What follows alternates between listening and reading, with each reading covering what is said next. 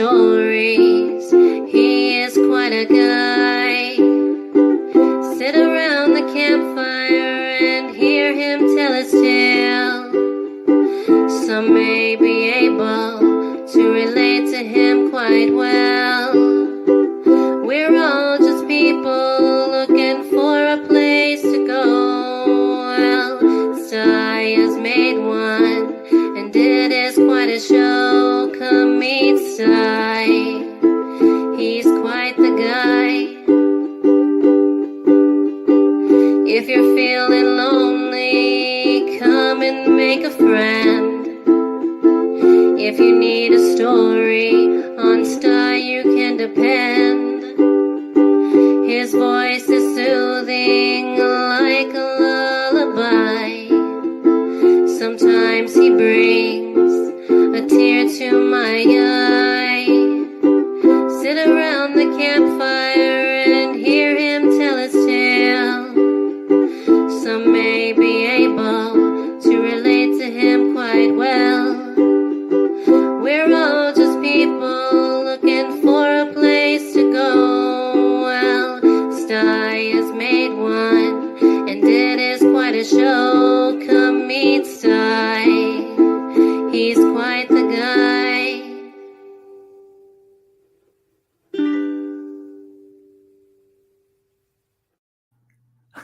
Hi, folks. I had to hurry up, set my coffee cup down. I was sitting there drinking coffee, letting the intro run, not paying attention. That's all right. That's all right. I'm a little slow, but then I'm old, so it's all right.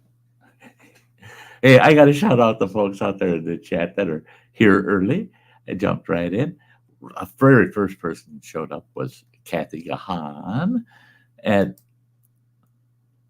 yeah, she jumps in early and she says, I'll be back. I'll be back. And she always is.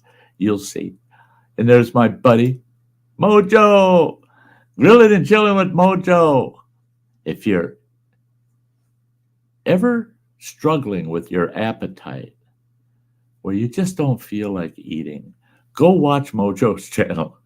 Yeah, you'll be digging in the fridge after watching him. And he'll make you hungry. He'll make you hungry. I guarantee you. And like I said, Kathy said, I'll be back. There she is. She's back. Hey, Shane M. Awesome. It is so good to see you. So good. There's Bradley. Bradley Whitworth's in the house. What's up, Sty? I had a rough day yesterday, and today my brother's son was hit and killed by a train. His car ran out of gas. What? What? Oh, my Lord. Whoa. Whoa, whoa. Whoa. That kind of takes the wind out of my sails, bud. I don't know what to tell you there. And he says, so if I'm not in the chat talking a lot, you know why? Oh, boy, do I understand. Boy, do I understand. Prayers are going out to you, Bradley. And there is Justin Anderson, 218. I got something to say about Justin. That man's my hero. That man's my hero. I don't want to take it out of the fridge. Otherwise, I'd have it here to show it to you. The other day, I heard a big clunk out on our mailbox. We got this big steel mailbox, square mailbox. Looks like something that UPS would have for a drop point. That's what we got out on our porch. So we can take some packages in it. And it's got a nice big flat top on it. You can set packages on. Well, the other day, afternoon, I hear this kaboom. And I thought, what the heck was that out on the porch? By the time I got from the living room out to the front room, I look out there and there's a box on top of the mailbox. And there goes the UPS truck.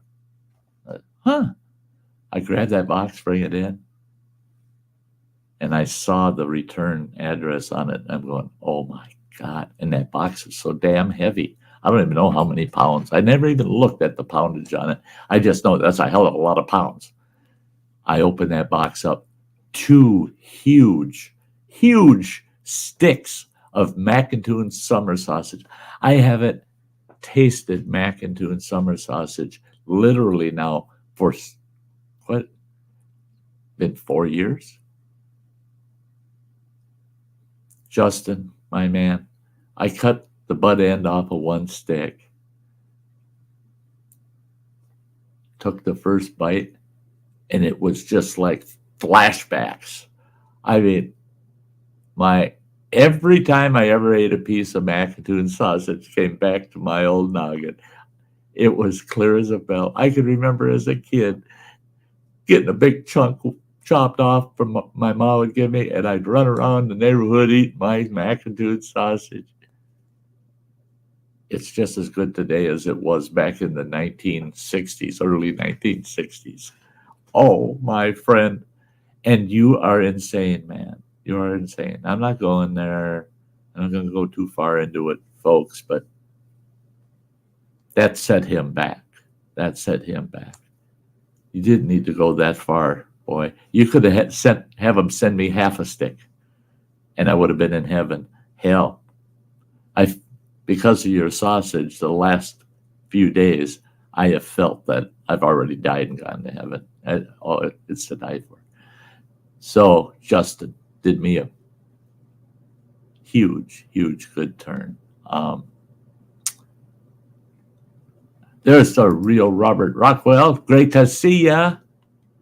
Yeah, everybody letting their hearts go out to Bradley and his, for that loss. He's saying he was 22. His birthday is in 2 months. He will be turning 23 years old. Just wanted to say that so nobody's worrying about me. Yeah, well, we worry about your well-being, Bradley. We all do. Yeah. Yeah, Justin, it is mighty tasty, that sausage. So I haven't eaten much, maybe about 3-4 inches of one stick. But I'm going to be chowing. It'll get chowed down, every bit of it.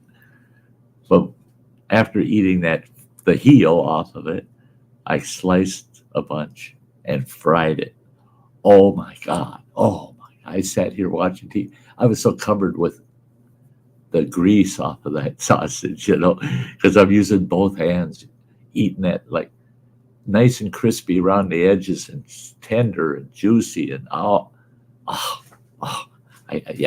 can't go there. I'll stop the stream, go fry some more up. No, I don't want to do that. Yeah, Bradley. Yeah. Before I got married, I would do that. I'd buy a big stick of sausage like that. I'd peel the top out, because it's in casing. I peel the top of the casing off about 5-6 inches and walk around with that big ass stick all day, chewing on that. Set it down. I might be out working on the car or something, and I got my stick of sausage with me. Peel some more casing off, chew it. I was like that too, like the biggest Slim Jim in the world, right? Yeah. Yeah. I recommend everybody fill your stomachs before you come here. Otherwise, you're going to leave with your stomach growling. You're going to be hungry. Yep. Thank you so much, Justin. Yeah. It was, I did. I was watching for it because you were so adamant about getting my address and sort. And like I said, I thought maybe half a stick, because I know what that sets you back. And oh Lord, I feel privileged. So guys, that's everybody out in the chat right now at the moment. But except for Cheesehead popped in. He says, "You are a big sausage." I didn't want to say that because I don't want to brag. Some men's sausages are bigger than others. Their Cheesehead. Yeah. So I hate to make you jealous. I'm going to bring my friends up out of the basement. The first one I'm pulling up here is Gemma. Hey, everybody. Hey, it is so good to have you up today. Always. Yeah. Love having you here. You know that. Yeah. Real quick, so he doesn't have to just sit down there in the basement alone, We don't want them getting lonely. There's running water. Hello. Drawing the curtains. The sun must be Oh, shining in that side of the truck. oh no, there ain't no sunshine. No, there ain't Yeah. no sunshine. Oh, that's right. You got freezing rain where you're at. And I broke down, so yeah. Oh, that's right. You're broke down. Oh, Oh, that that sucks. Yeah. Broke down Thursday night, and I sit here until tomorrow morning. Then I take my truck down to Lafayette, Indiana, about an hour away, and our guy from the terminal here will pick me up, me and Bean up, and bring us to the motel up here in Rensselaer, and we'll be in the motel for 2-3 days. another hurry up and wait situation. Yeah. Well, at Hello. least you got Hi, at least you got Justin. down to home base. You know, getting to home base, that's a good part of the battle. You know, at least get close to home base.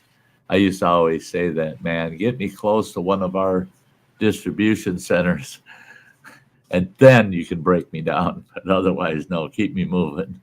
Right. The Well, and it's new truck problems.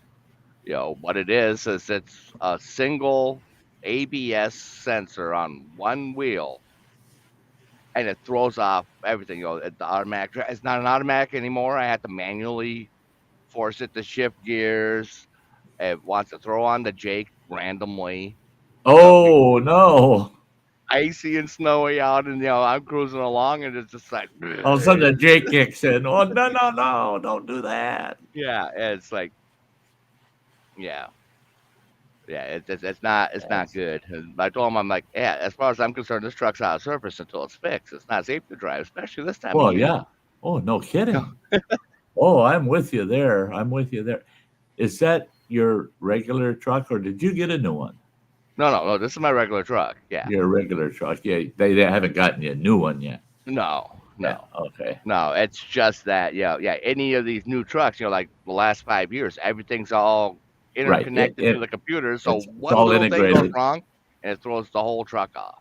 Yeah. Everything's so integrated now that they're all sharing the same bus, you know, Okay. and one gets out of whack, everything else goes too. I found that out even with my Ford truck, and that's a 2005. There's things that if one thing goes wrong, you'll have five things that test out as not being right. Hmm. Really, only just one thing.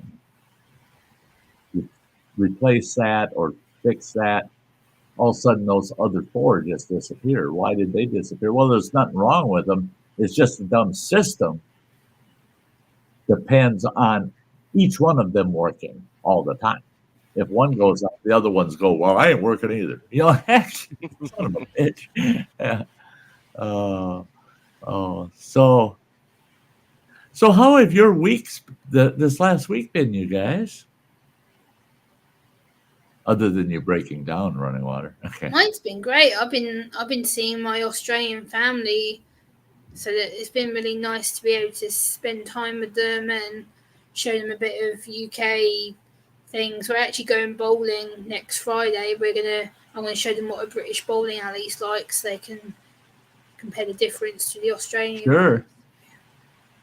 Yeah, so folks know Gemma has family that traveled all the way from Australia up to the UK Yep. just to tie up with family, you know. And Yeah, we haven't seen them since I was 16. I'm now nearly 35, so it's been a long time since I've seen my aunt, my cousins, my uncle. So I had no idea that my uncle had just turned 63, and then he was like, "Oh," I said to him, I said, "So how old are you?" He goes, "How old do you think I am?" I was like, 50 something, maybe. He's like, "You go," and I'm like, "What?" And he goes, "I just turned 63." I was like, "Oops." I had oops. no idea. Hey Kimberly, good to see Hey, you, girl. Kimberly. She's shouting hi at all of us. The yeah, I in fact, yesterday I visited what I thought was kind of like a casual friend, you know, we've known each other for about 4 years now. Known each other about 4 years now. And we were just casual friends. We get together maybe once a week. We would run into each other and we'd chat for an hour or so. And we really did get to know each other pretty good. And when I moved from my old residence, I lived in a big high rise building. I was on the fourth floor. She was on the sixth floor, right above me. And just as I was moving out, then we got to where, oh, heck, I'd have her over for coffee. She'd have me over for coffee. And we got to really know each other, And we developed a good friendship. Well, we haven't seen each other for, oh boy. The last time I actually saw her was about a month and a half, maybe 2 months ago. And the time before that was literally the day after I came out of surgery from that cancer surgery. And she said, when I saw you that day, I thought, no, he ain't going to make it another couple weeks. She said, you looked like a dead man walking. And she said, it horrified me how bad you looked. I said, yeah, but I snapped out of it. I did snap out of it. She goes, oh, I'm so glad that you don't look like that anymore. She said, that was so bad. Well, she calls me yesterday morning and she says, Sty, well, what I'm going to get at is the age thing you're talking about with your uncle. She says, Sty, she said, we received a letter in a big manila envelope here at the building addressed to your old address and to you. And she said, and it looks like it might be important. So how do I get it to you? I never gave her my new address. She didn't know where the hell I lived. And I told her, I said, well, I could stop over and pick it up. I guess I can do that. She said, can you stop over tomorrow at 1:00 in the afternoon? This was on Friday. I said, well, of course I can. I'll see you at 1:00. So yesterday at 1:00, I show up at her door. She opens the door and she says, come on in and blah, blah, make yourself comfortable. Gets me a cup of coffee. Sit down. Her apartment's just awesome. It's beautiful. I mean, her furniture is very classic. She's got what do they call them? The Queen Anne style wing chairs. And she's got this sofa that covers a third of her living room. It's about 9 feet long on the one side, and it comes out about 7 feet at the other end. It's one of those that doesn't have a back on the end of it, on the end of the sofa. It's a lounge, and she's got all these huge embroidered throw pillows on it.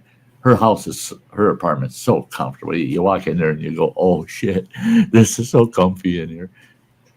Okay. So she hands me the envelope, and with it there was another little orange envelope taped to it. She said, that orange envelope you're not allowed to open until you get home. Don't open it here. Don't open it out in the parking lot. Wait till you get home and open that. I said, okay.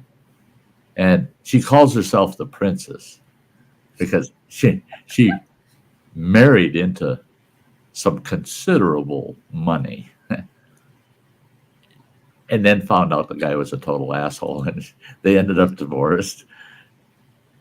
But she did well for herself. She did well for herself.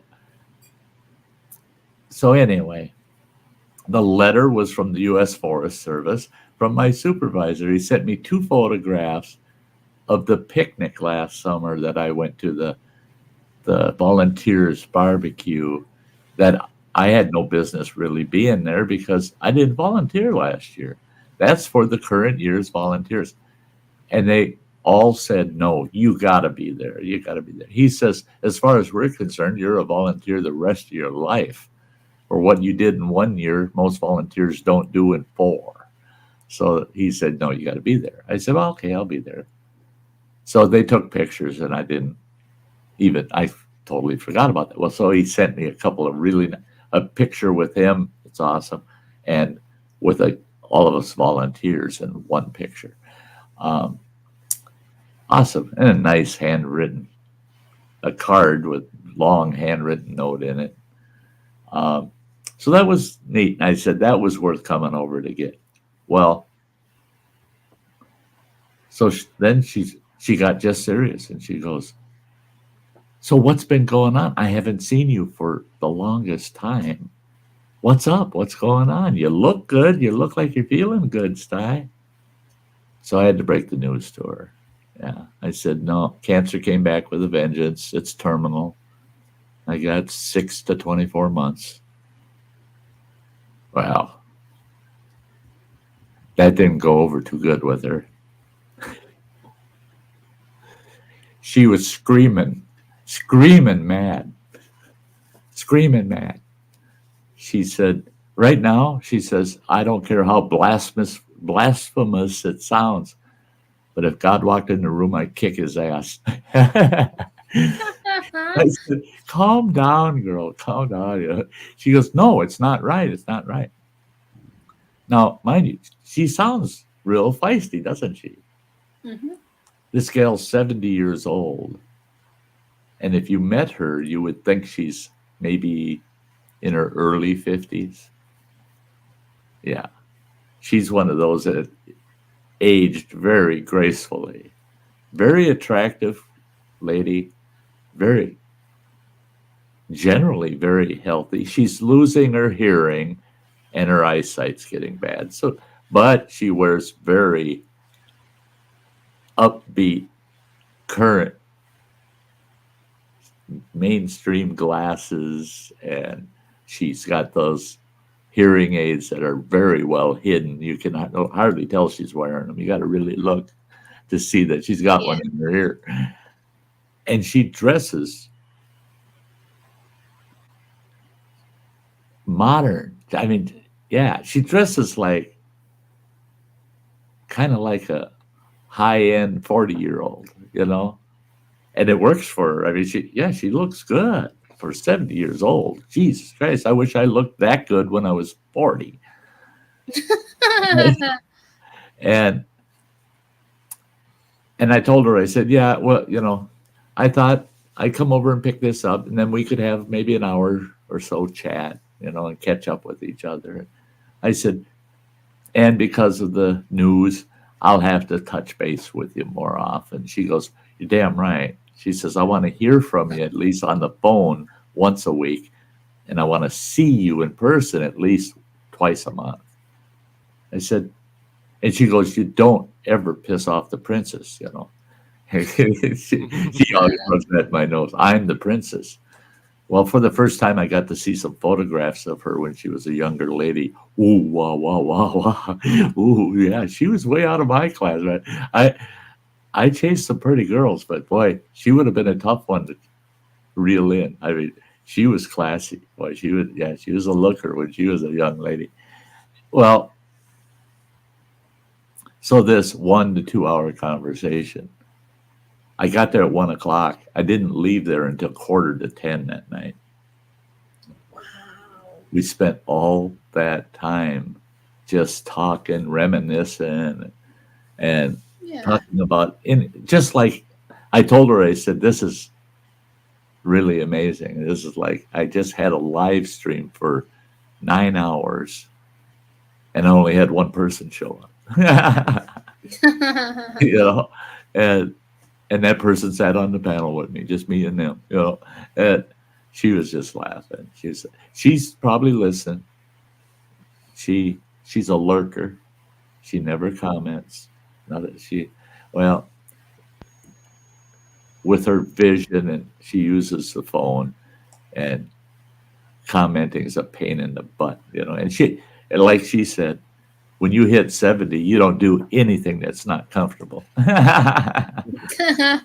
She said, and texting is not comfortable to me. So chatting is just out of Not going to happen. I got a shout out. Gunslinger showed up. Great to see you, Gunslinger Outdoors. Hi, Gunslinger.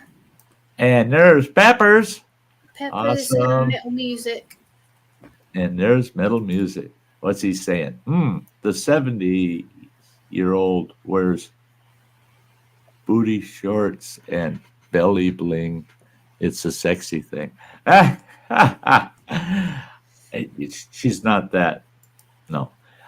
She's modern, but not Hey, that kind, Tim. that kind of modern. Hey, Tim. Awesome. There he is. Great to see you. There's Timmons. Yes. Oh, sorry, guys. I got to drink coffee. Yesterday, I was there from 1 until 9, a little after 9 o'clock. And both of us, well, it was 10 o'clock, actually. Both of us all of a sudden went, I'm hungry. And she was willing, I'll go in the kitchen, whip us up some very late dinner. I said, no. I said, I take my insulin at about 9:30 every night. So I'm already behind schedule on that. I said, I'm going to run home, shoot myself up with some insulin, and I'll eat some junk food at home. I said, if you want to fix me dinner, let's make plans for that, but not tonight. I said, but we went all those hours not even thinking about being hungry. And all of a sudden we realized after 9 hours that, oh, yeah, we're pretty damn hungry. Yeah.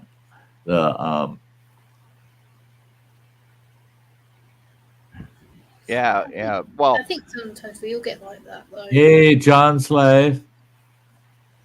It's only here yeah. for When it comes to those, the retirees now, and the ones that are in their 70s, people don't understand 70 now as, back in their teens, they were going and seeing, the Beatles and Led Zeppelin and, the Rolling Stones, that they were the concert kids and You didn't Woodstock have to be kids. 70. I was. Yeah. I mean, Right. that's my Yeah. between That's between 60 and 80 years old. Those people. they're the old rockers and Yeah. I mean, groupies. uh, Chasing a band across the country in your Volkswagen bus. yep. And one thing that I gotta give a shout out. I shouted out John's life, and then I gotta get that channel of transparency's here. We're seeing right through you. Hello. but people, it's hard for people. That's one thing. The gal's name's Jean. That's one thing Jean and I were talking about, actually, is both of us have experienced a lot of people we went through our childhood and young adulthood through. A lot of those people have passed away. They're gone. And I told her, I said, now I'm going to be one of those that's gone. And she said, it won't be long before all of us from that era are gone. She said, look at some of our favorite rock stars. They're still trying to perform. And she says, God almighty, you know damn well before that they headed out on stage, the makeup crew made sure they put on about 6.5 pounds of makeup and a fresh Depends on them and wheeled them to the stage in a wheelchair and said, well, now that we're going to be able to see you, you're going to have to get up and pretend you can walk. They got no business trying to perform anymore, but they're still giving her, they're still giving her. Yeah. But the built at the theme park, same old coach is still there. Yeah. When I was a teenager, he's talking that when you're 70, you remember seeing that roller coaster being built at the theme park. That same roller coaster is still there. We had an awesome, really large amusement park on the lake. Some of the rides went right out over the water and stuff. It was an awesome amusement park. But that amusement park was established in 1934. So as a teenager, I was going to a 40-year-old amusement park, and taking my girlfriends to a 40-year-old amusement park. Well, that park managed to stay operational until about 1974, I think, is when they finally did the full shutdown on it. And so many of us were just in tears when they tore down the roller coaster. Well, the new generation is like, good thing they tore that thing down. Did you know the history of that thing? 7 people have died on that thing. Well, they don't tell you that 4 of them jumped off of it. Yeah, that'll kill you. Stay in the car, 4 of them actually committed suicide by jumping off the damn roller coaster at that park. That's insane. The other 2, that was equipment failure that got them. But when they tore that thing down, the whole damn town showed up, and they're just like, oh my God, it's like a family member dying. But what did they do? They had this huge carousel, big merry-go-round with the horses. It had 2 of the big wagons with the horses out front for the old farts to sit in. They could sit in the wagons and go around the merry-go-round without going up and down on a horse. But the horses weren't typical merry-go-round horses. These were huge. If you were under 6 years old, you needed somebody to help get you up on that horse when it's at its lowest point. You couldn't even reach the stirrups to step in. An adult had to really hike their leg up to get into this stirrup, to get on this horse. They were so big. And it was built in 1934. It still exists today. You can still ride it. It's the original. They moved it to a zoo, the Como Zoo, in its entirety, and fully restored it. The pipe organ, everything fully restored. And that is so cool. I could go down there next summer. I just might do that. I put that in my bucket list. I could go down there next summer and ride on that merry-go-round. Just don't go on family days. Fuck no. I'm going to... At the park 3 miles away from the place, Oh, no shit. The last time I went down there and I took all the family from up here with, I'm glad I don't ever have to do that again. That damn trip. We're talking a 4-hour trip from here. Down there, spent one night, went to the zoo, and then came home. That trip cost me $2,900. Ouch. To go to a free. You don't even have to pay to get in that zoo. It's a free zoo. Go there and see all the critters, Yeah. And it still cost me $3,000 because a bracelet, the wrist bracelets for the carnival part, you got to pay for those, the rides and stuff. Oh, The wrist bracelets, I think I had a total of, at that time, I think I had a total of 9 grandkids that were with. Well, I bought them all bracelets, and then I bought half the parents their bracelets. Well, it cost me over $500 just for the bracelets for them to play in the carnival. And then, of course, they all want corn dogs and sandwiches and cotton candy and all that. Yeah. Uncle Sty, Grandpa Sty, he's out there, got the wallet open, paying for all that shit.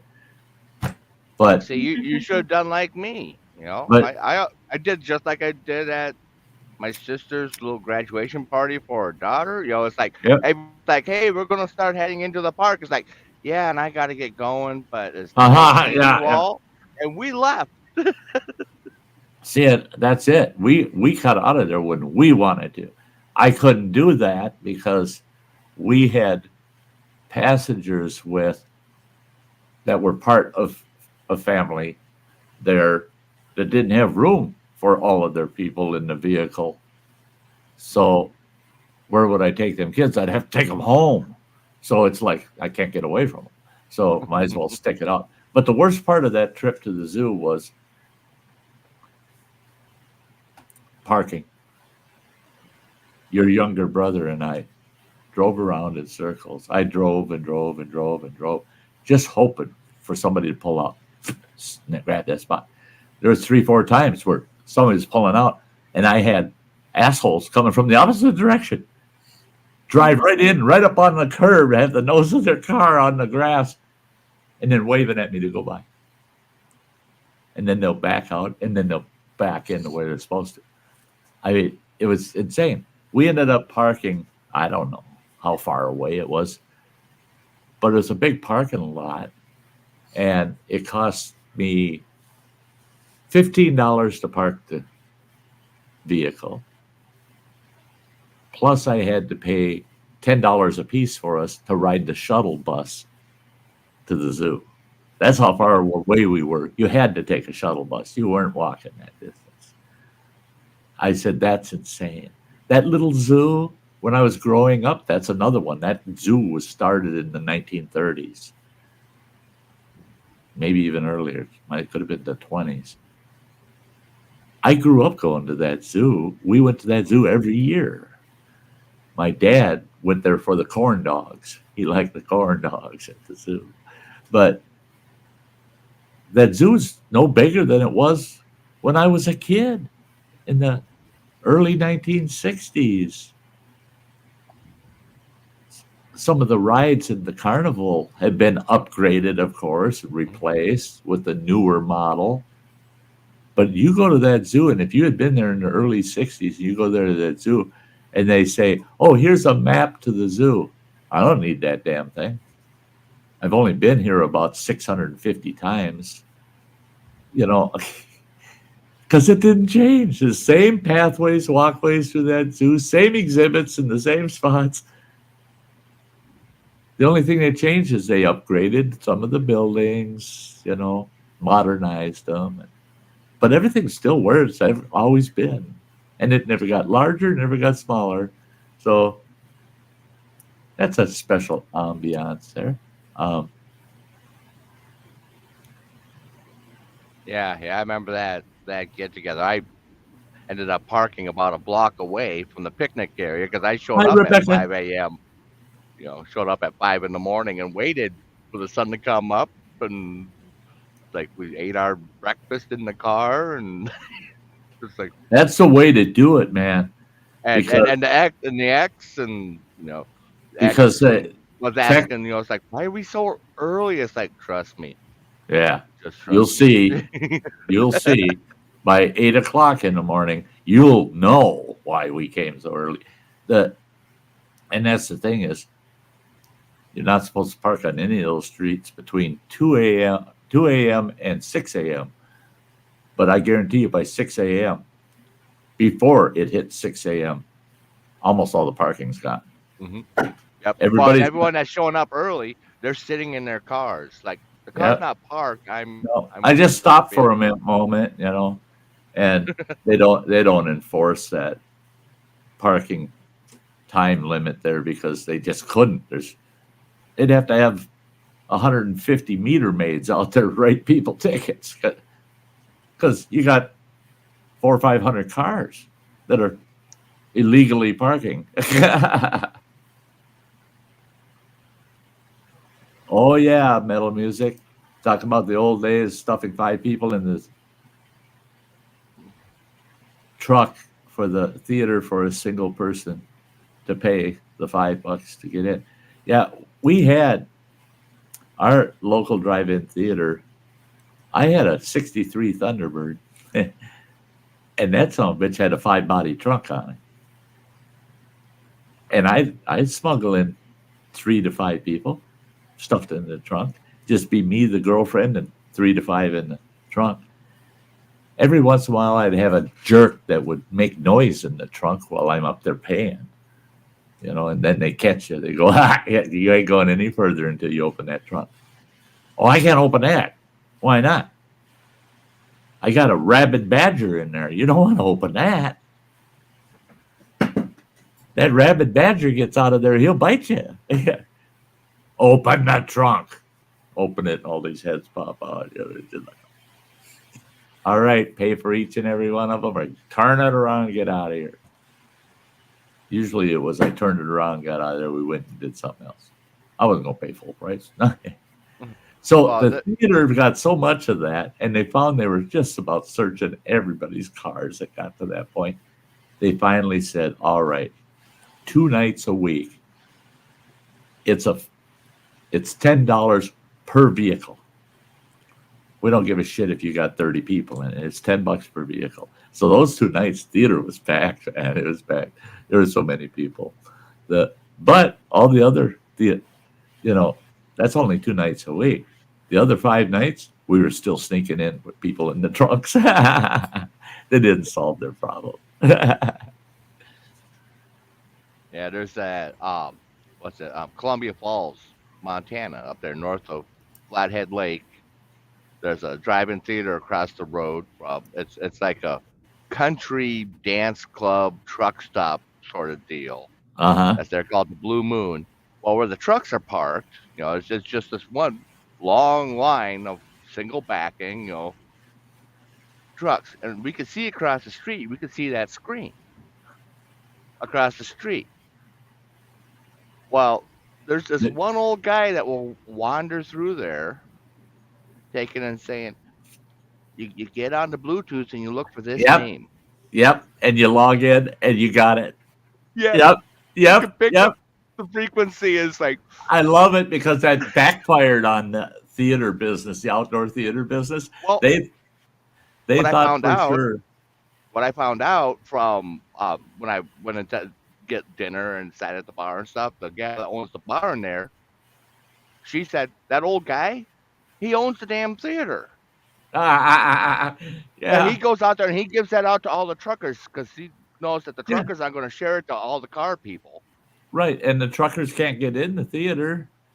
They're He's never. like, but he likes truckers, so he'll go out there. That's And neat. like, I love it. I love it. That's neat. That was what was the name of that theater? Colonial Theater there in Minnesota. That was dual screen. There were 2 big parking lots with dual screens, and you just picked which 2 movies you want to see, and you pick that lot, and then there's a screen in front of you. Well, I think it was probably one of the last times that I ever went to a drive-in like that. What they did was they got their FCC license for an FM radio station, and they broadcasted the audio, and you just tuned your car radio to that channel, and you got the audio of the movie. That backfired on them too. Problem is it's public radio. So people were parking along the highways and the streets and watching the movies, listening to everything on their FM radio. People sitting on the hill with their little handhelds. Yep. All of a sudden, everybody's got a speaker at the outside of the theater. Yeah, that's funny.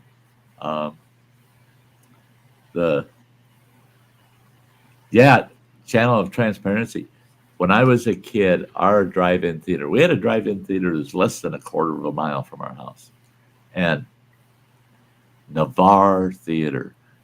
Well, and they kept their eyes on everybody, man.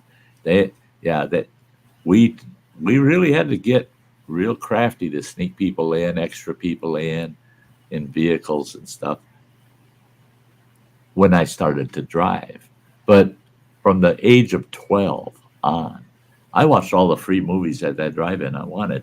I had the most awesome kind of remote campsite at the back of their theater, just inside the woods. I even had a cooler we dug a hole in the ground and we made a blind that went over it, and we'd fill that full of pop or beer, whatever we were drinking, and bring snacks, sandwiches, and we'd sit there and watch the movies. And you'd think, well, wait a minute, because that's about 150 feet away from the back row of the theater where the cars park. Yeah. Well, when you've got 300 feet of really good, high quality speaker cable, Mhm. and you've got a nice grub hoe, a pickaxe. You go farther down into the theater during the day when nobody's there with a wire cutter, and you snip off a couple of speakers, one on this end of the theater, one way on the other end, and you run back to the woods. You tie those to two trees facing each other. You go out and you grub a trench from two speaker posts, and the hole is right in the side of the post, and there's another hole at the top. You feed the wire down through, run it back to the woods, hook it up to the speaker in the other end. You just snip the wire to the speaker that's on the post, and then connect it, tape it, shove it back in the hole. They can't see that there's another extra line attached to it. So we had stereo sound in our little woods camp, and we kick back. Man, we'd bring sleeping bags.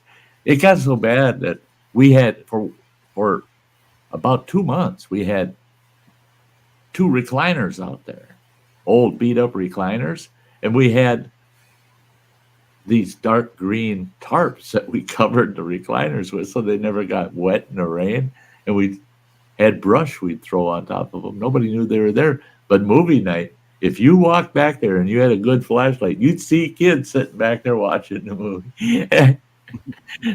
I got so many free movies. Shenanigans as a kid, you know. Yeah, no more of that. When the movie ends, remember to return your speaker. This is terrible because I drove nice vehicles and beaters. And some of my beaters, I take the speaker, right? And you just hang it on your window and then roll your window shut, you know. But that metal tab that hangs over your window will fit inside the door panel also, beside the window. So when I'd look around and everybody's leaving, take the speaker off, turn it around, and hang it from the outside of the car with it still in my door panel. So the glass isn't between it and the door panel. And I tell my girlfriend, hang on, take up. Yanked. A couple times I yanked the post right out of the ground. Yeah. Oops, I wonder what I forgot to take the speaker. Oh, that's terrible. I was a terrible kid. That's like A&W drive-in. Oh my God. I had one of my cars, it was an old Oldsmobile. The trunk of that, when we cleaned it out, I had a total of 47 large root beer mugs, and I had 20 some. I can't remember the exact amount. I remember the 47. That stood out real good. But we had the medium mugs too in my trunk. There was 20 some of them. And I thought, geez, you know, I really only intended on snatching up a couple of them because those are nice beer mugs, you know. I ended up hoarding them. I had a trunk full of them. Didn't know what to do with them. Well, we had a yard sale. So I put them all on the yard sale, sold them. Yeah, there we go. Yeah, I actually made some money. And it's not my fault. A&W enabled me. That car hop, when she'd bring the tray out, she could see the 2 big, large mugs of root beer on it. And when I buzz them and say, come and get my tray, she'd come out, same gal, and take the tray. Have a nice day, sir. And off she go. Never once asked me. So they enabled me, you know.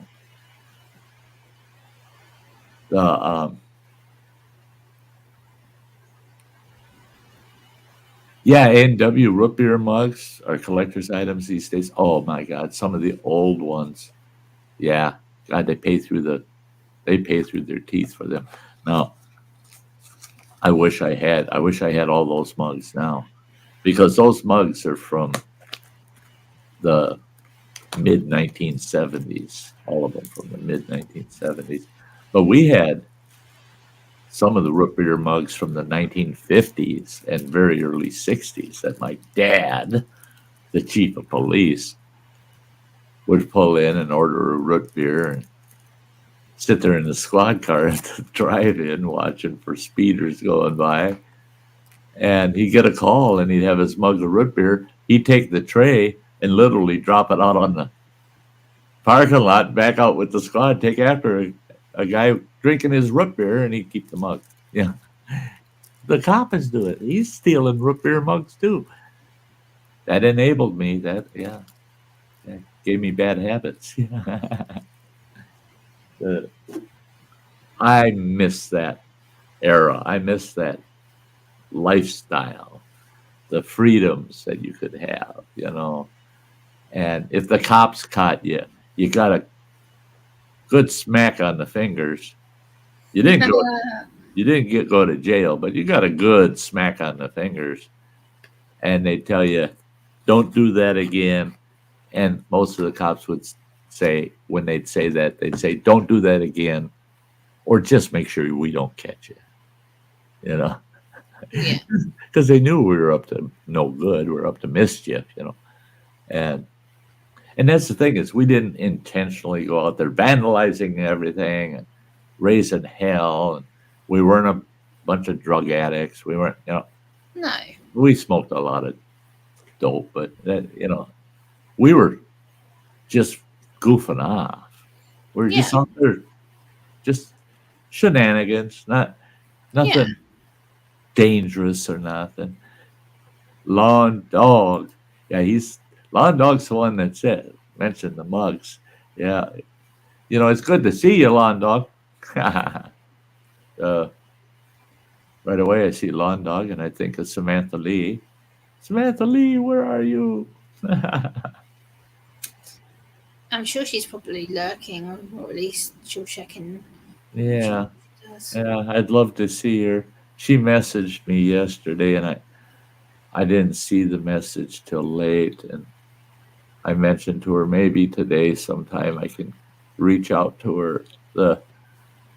It's just, yesterday took the wind out of my sails, so today I'm just, after I get off of here, I got to eat, make up for yesterday, because I only got about 600 to 800 calories in me yesterday.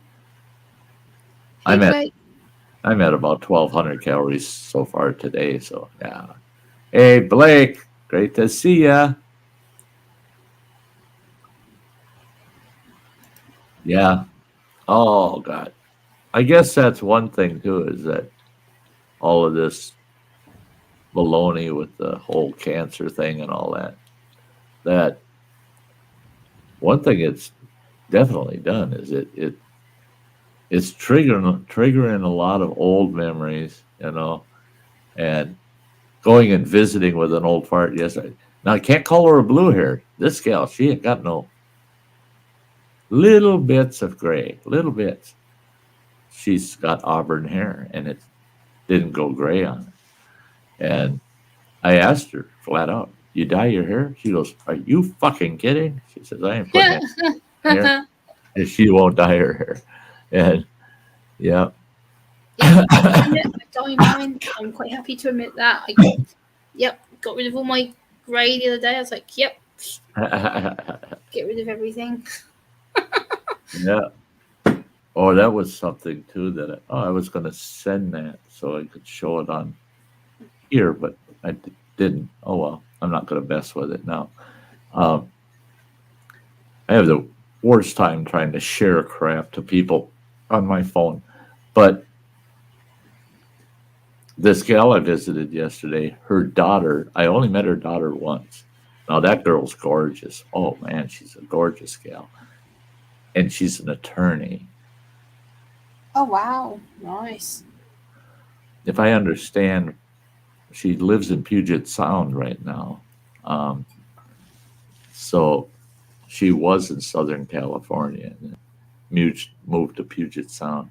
But she's doing very well for herself, her legal careers. She's in ACE, She's a real ace attorney.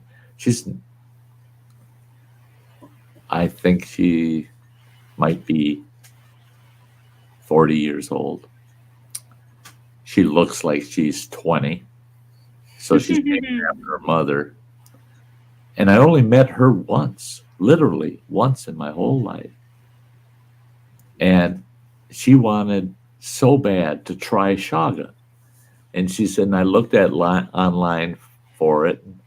Yeah, and all the recommendations, the best shaga, blah, blah, blah. She says, shaga's not cheap. She said, I figured California, heck yeah, I'll go into any naturalist food store somewhere and I can get shaga. She goes, oh yeah, if you want to pay $40 a pound for it or more. I said, oh yeah, you're going to pay for it. I've seen it as high as 200 plus a pound. She goes, yeah, I saw that stuff too. She said, it's ridiculous, but I really want to try it. I think I need to bite the bullet and buy some. And we were sitting outside at the smoke shack at the apartments Jean and I lived in. And I told Jean and her daughter, I said, Andrea, stay put. I'll be right back. Don't you guys go anywhere. I want to continue the conversation. I'll be right back. I ran in, went up to my apartment. I come out with a huge piece of shaga that weighed about 2 pounds. And I come out with that in a sealed bag, come out with it. And I go, here you go, Andrea, take that back to California with you. She's looking at that. And she had a tear running down her face. She's going, oh my God, you realize what this is worth? I said, you need more? I got another big chunk like that upstairs. I got some already broke down. What do you need? She goes, I'm not taking all your shaga.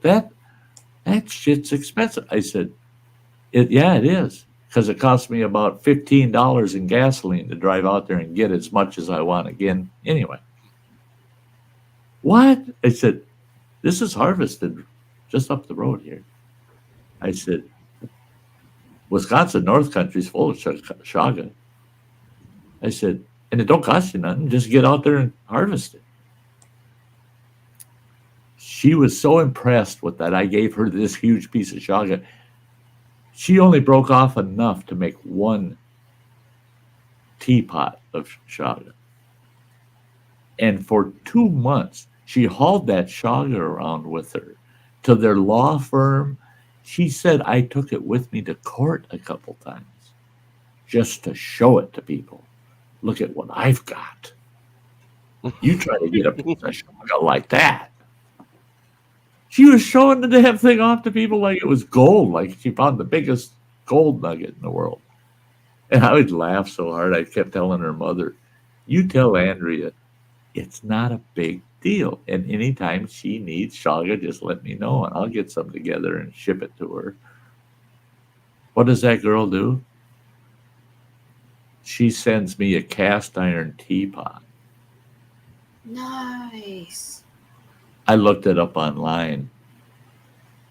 It's $85 is the cheap one of that particular teapot. $85 is the cheapest I could find it. And she sent me that damn teapot to brew my shaga tea in. And I felt really good because when I talked to Jean and said, I'll meet up with you, tomorrow, she said, yeah, we got to catch up because Andrea keeps hounding me. How's Sty doing? How's Sty? And I said, I'll fill you in when I get there, because I knew it. And it's better for her to tell Andrea than me. I'd rather that she did it, not me. But I went and checked our back door, make sure it's locked. I'm heading out to go over to Jean's. And as I'm walking through the kitchen, I look at the stove. There's nothing on the stove except the burners and we've got one of those deals that you put like a ladle or a spatula in while you're using it. And that cast iron teapot. I pulled my phone out of my pocket and snapped. I took a picture of it. And so when I got to Jean's, I said, oh, I got something to show you. Pulled it up. She goes, oh my God, isn't that the teapot that Andrea got you almost 4 years ago? I said, yeah. Yeah, I still use it. I'll brew chaga in it. She's. It took me about an hour of our 9 hour visit was me trying to get that sucker shared and sent to Jean so she could send it to her daughter. Finally got it to her, and she sent it to her daughter, and her daughter messaged back. That time of the day, her daughter was actually sitting in the courtroom, actively in a case. She was sitting before the judge, and she actually said in her text, "I could get in trouble if the judge sees me." Oh, But she said, okay. "You tell Sty I love him, and he don't have to brag about my teapot." I'll tell you what, that teapot's worth a hell of a lot more to me than that chaga. That chaga, I go get it for free. I ain't gonna spend $85 on a cast iron teapot. Yeah, she did. Yeah, it's pretty cool. Pretty cool. Yeah, That just shows how much people appreciate you. You know, you do a good deed for someone, and then it gets paid back in return by someone giving you a gift, or at least showing you some way that they appreciate you. It's not many humans do that now. right. That's so true. And I've always said too is you do somebody a good deed, they may not ever do anything in return, but somebody else will, because every good deed is responded with a good deed. So, but you don't know if it's the person you helped that's going to help you in the future. It could be somebody else that helped you in exchange for how you help somebody else. So it's one of those deals. What goes around comes around. So being good to people, someday they're going to want to be good to you, and it's tough when you'd never expect it. I don't. And that was it. I said there was an added little orange envelope taped to that letter I had received. And I wasn't supposed to open it until I got home, and I forgot about it. I opened the big envelope and looked at the contents. I forgot about that little envelope. And it was about, 1 o'clock this morning. I was just ready to head to bed. And I thought, dang, that little envelope. I forgot about that. And I grabbed it, pulled it off there, opened it up. And inside it says, "This is to go to your bucket list account." And there's $100 bill in it. That stinking little woman, I tell you, I'm going to get even with her. I'm going to get even. You got no business doing that stuff. I mean, and I shouldn't say, but she's not wealthy, but she's well cared for. She's yeah, her finances are in very good order, and so it's not $100 didn't hurt her in any sense. It's just, come on, you don't have to do that. You don't have to do that. She could have put $10 in there, and it would have been a thrill. It would have been an absolute thrill. She sticks $100 in there, and then I feel like, oh, don't you have something better to spend your money on? Come on. Is there something of mine you want to buy from me, so that you get something in exchange? Something. And so I messaged her this morning and told her, I said, that's too much. That's outrageous. And she said, oh no, I got my money's worth. How? I checked. I went and checked my jean pocket. No, my wallet's still there. I thought maybe I dropped my wallet in her couch and she had one of my credit cards, Oh yeah, you more than paid for it. What? I more than earned it. How did I earn it? Oh, with a credit card that you're racking up $2,000 worth of costs on. Oh, yeah, I guess it. Yeah. No, always good. I don't know. Yeah, so last week I had this gal I mentioned that come to find out I know her father really well. And she was shocked when she found out that I knew her dad. She's another one, gorgeous gal. She's in her mid to late 30s. And Gemma, Gemma, I was not talking about this stuff for you to do that. You are, I know. you know how I feel, but you know Yes, I I know. I won't turn you away. I won't. I do it because I want to. Yeah, and I have found the hard way that rejecting somebody doing that and sending it back to them actually hurt feelings by doing that. So I I just don't want anybody setting themselves back. There are people on YouTube that they just give, and then you find out because you have friends, a big enough circle of friends, you find out through the grapevine that person's barely making their bills, but yet they're out there giving super chats to everybody and they're helping everybody out. And it's just their heart's bigger than their pocketbook, and I don't want people to do that. Stay within your means. Don't go beyond your means. Don't ever think of yourself and then think of others. Yeah. Because you can do both. You can do both. You can think about your own needs and think about the needs of others. You can do both. And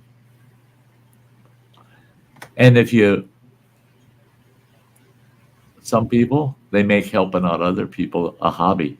I mean, they just love doing it, so that's their hobby. I set so much aside every month to do this, to do these things, and that's their hobby. That's cool because they're doing it because they enjoy it. Yeah, that's what I'm looking for. Good. And then when you reject that, of course, it hurts their feelings so much. And you don't want that. But yeah, I'm sitting here now contemplating after this stream what I'm going to eat.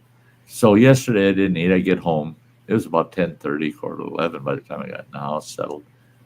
And I'm thinking, what can I slam down that's got a ton of calories and a bunch of carbs? Because I checked my blood sugar. It was down 78.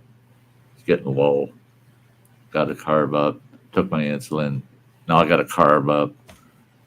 And I thought, I had gone to the grocery store.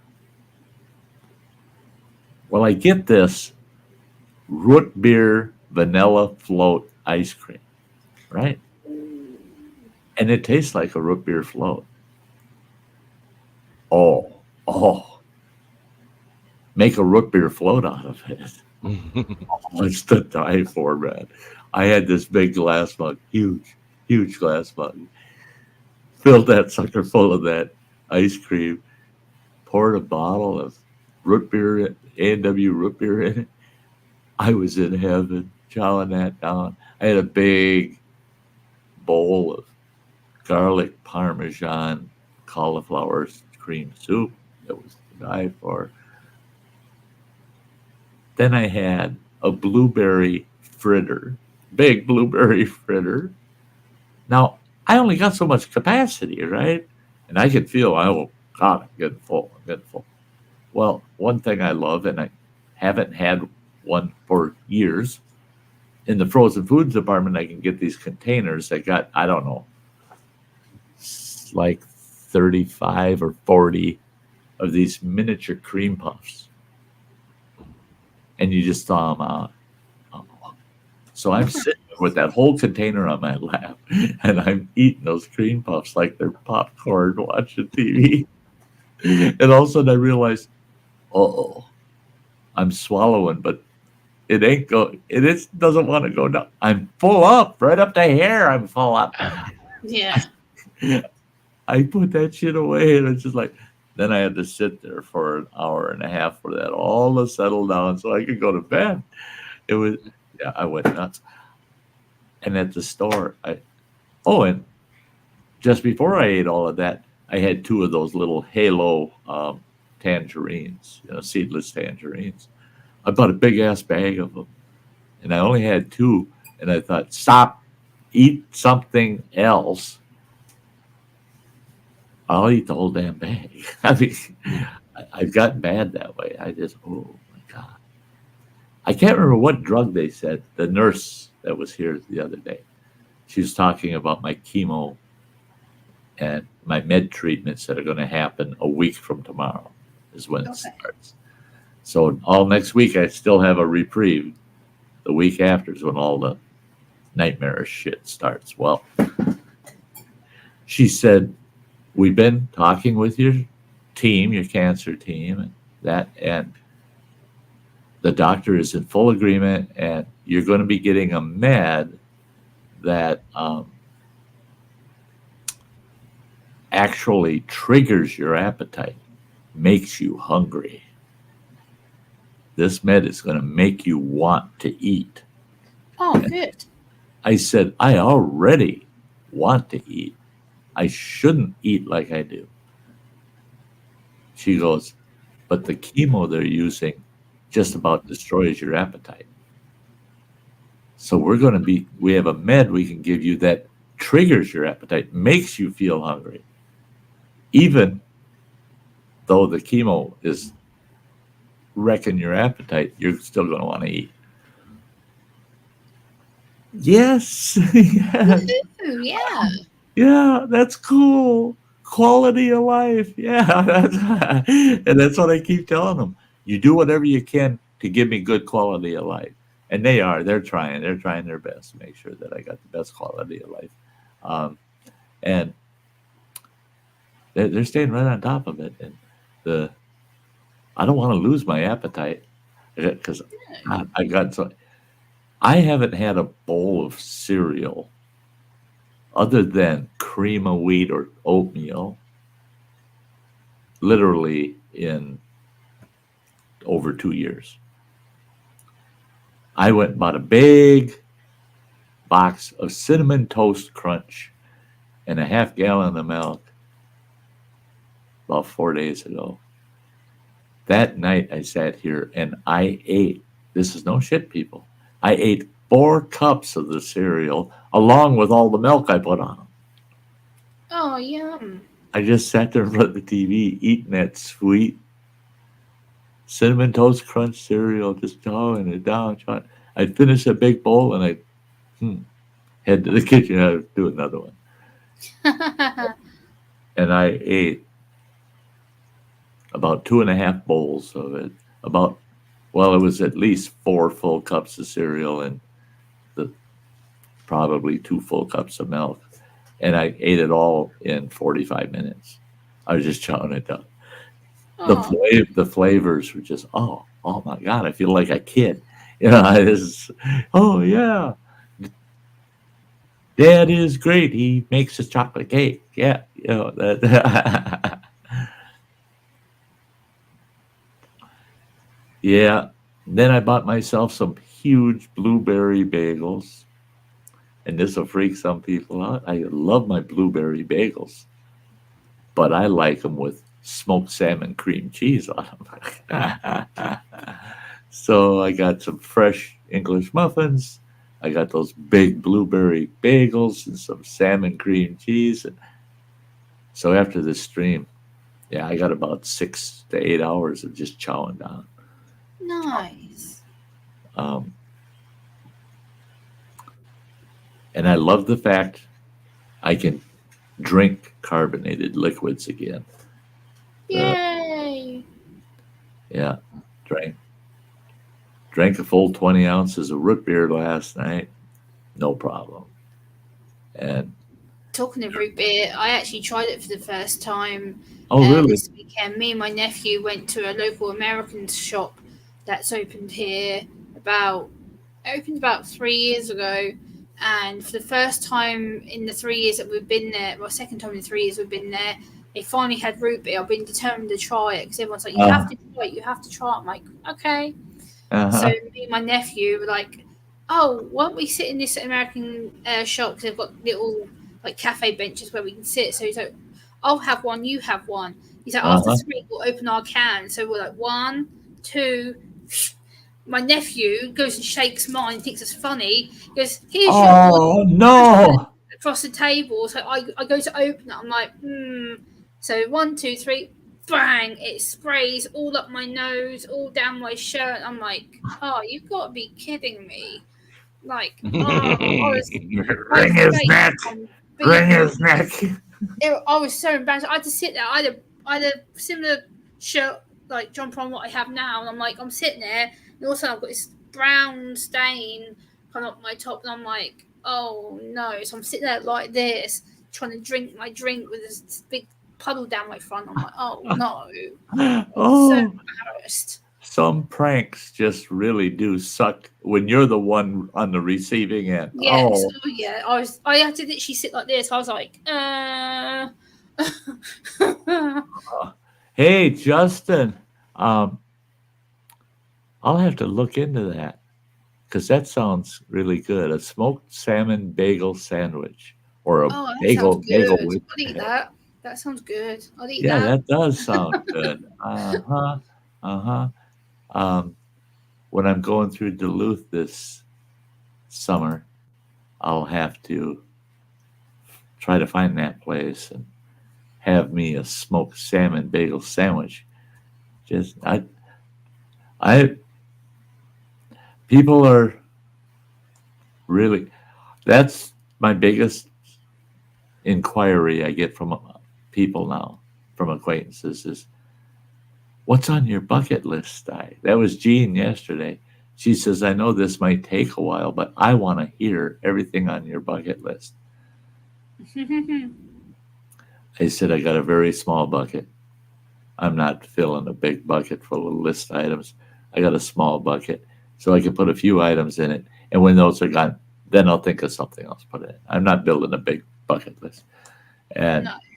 I told her, I said, really, the biggest item in my bucket list that'll be in it right to the end is just meeting people, just meeting up with people as much as I possibly can. You know, that's on my bucket list, is that ability to go out and meet up with somebody. You know, the oh, it's in Canal Park. Yeah. I'll search Canal Park.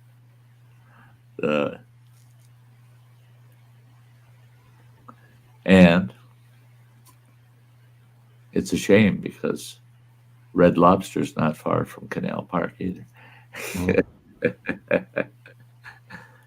I'm going to have to do a Red Lobster trip one more time. I don't think I'll get the Emperor's Feast, and the extra side of snow crab, but I know damn well I can't get it all in me. That's too much food. But I'll taste everything on that plate, man. Yeah, I'll make the best of it. Got to do Red Lobster one more time at least. Yeah, Justin Anderson, you're right. All the goodies. Yeah, cheers. Yeah, I'm not happy with Red Lobster there in Grand Island. No, They don't have the cheddar biscuits anymore. what? Yeah. What? Yep. Walmart's got almost, each door in their freezer department. They've got a whole door section. The whole door section. I saw it last night when I was in there. That whole section. Red Lobster cheddar biscuits. Yep. Frozen, and you just pop them in the oven. Because it's like I would order online and have it brought out. Well, they didn't have the cheddar on there anymore. I'm like, well, okay, I'll do curbside pickup then, and called them up. I'm like, yeah, I'd like to get such and such, and then or get the 6-pack of the biscuits. Right. Oh, we don't offer the biscuits anymore. I was like, why? And they're like, well, because we go through too many of them, we can't keep up with it, and people get upset, so we just don't sell them anymore. I was like, well, you took away the reason that 80% of us come eat at your expense. That's right. I actually have acquaintances that go to Red Lobster and they will not eat seafood. They don't eat fish. They don't eat shellfish. They don't eat seafood. Get the Alfredo and get cheddar biscuits. Well, they get a T-bone steak and a baked potato and cheddar biscuits. Mm. If you take their cheddar biscuits away, guess what? Those are T-bones that you're not going to sell anymore because they won't go back without their cheddar biscuits. Yeah. I just thought it was crazy. It's like, that'd be like Texas Roadhouse no longer bringing bread to the table. The rolls with the Yeah, right, cinnamon butter. Yeah. right. Yeah. Oh, no kidding. I it's not quite as bad as KFC saying we're out of chicken, but it's close. closed. It's close. It's pretty close. It's funny you say that because a few weeks ago in the UK here, I took my nephew to KFC because he wanted a weekend treat. I said, so what do you want? He says, I want KFC. So I was like, fine, I'll take the KFC. The nearest one from me is about an hour and 20 minutes away. I was like, fine, we'll go on the public bus and we'll go there. We get there and they literally say, oh, we've got a shortage of chicken. We've only got selected bits of chicken. My nephew's a fussy little brat. So I'm like, oh, no. And we get into the store. They go, oh, we've got this bit of chicken or this bit of chicken. I'm like, what? How the hell can you only have 2 bits of chicken? You're a chicken shop. What? Right. It doesn't make any sense. Our KFC that we used to have in town here, twice I had gone in there. I'm in there to get a couple of buckets of chicken because I got a bunch of family at the house and they all said, let's have KFC. Okay, I'll go get it. I run in there and I say, yeah, I want I want a bucket of original, a bucket of the extra crispy. I want the mashed potatoes and gravy. I want the coleslaw. Get my order all put in. And then they go, well, sorry, sir, but we're out of chicken. I go, what? I said, this is KFC, right? I'm looking around, trying to act stupid, And they go, sir, we're out of chicken. I go, well, that ain't going to work. I said, the name of this is a KFC. Sir, we understand that, but we're out of chicken. I said, no, Kentucky Fried, not pork, beef, fish, chicken. Kentucky Fried Chicken. Yeah. So if you're out of chicken, why do you have an open sign in the door and the door's unlocked and all the lights are on? If you're out of damn chicken, shut the place down. Yeah. I would have never got out of my car. Well, we do have other items. You can order anything other than the chicken. I said, wow, geez. I said, okay, give me 2 of the largest orders of the chicken strips that you have. No, sir, we're out of chicken. I said, no, wait a minute. Okay, you won't be out of this. Your chicken pot pies, give me 12 of those. No, we're out of chicken. I said, even the chicken in the pot pies is missing? Every bit of chicken in your store is missing? And then, that was the second time I was in there and they did that to me. And then, out of the blue, here comes a kitchen worker pushing this huge cart, this big rack. It's got all these trays, big trays on them, packed full of chicken. From the floor up above that gal's head, and she's pushing that past. I watch her go past. And I go, there's chicken right there. I want some of that chicken. That gal looks over her shoulder and she goes, that's tomorrow's chicken. I said, well then, you sell me that chicken now. I'll give you the money. Ring it up tomorrow. You made me come in here because you said you were open and you say out front you got chicken. Yeah. So I'm leaving with chicken. They called the police. Oh my God. I had 2 cops show up. Unfortunately, I know both of them. I know both of them personally. And the one, he's a hardcore. He's one of these Gestapo kind of cops. He's kind of hardcore. And he comes in, he goes, hey, Sty, what's the problem?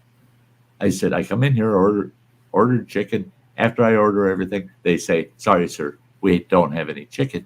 And I said, come over here. And he followed me to the end of the counter. I said, look in the kitchen over there. And there's that gal taking those big racks of chicken and putting them in these ovens. And he goes, and they said they're out of chicken. I said, yeah. So he goes and talks to the manager, because I was dealing with the manager, the gal that was managing that night. And he asked her, what's the real problem here? He ordered chicken, and it's the chicken that gal back there is taking off those racks. But you told him you don't have any chicken.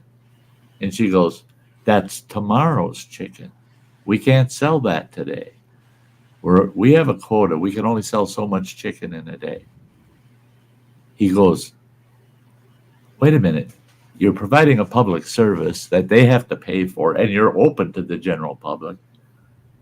And you advertise a product that you don't have? That was my argument all along with her. Yeah. She goes, I'm sorry, officer, but it doesn't change a thing.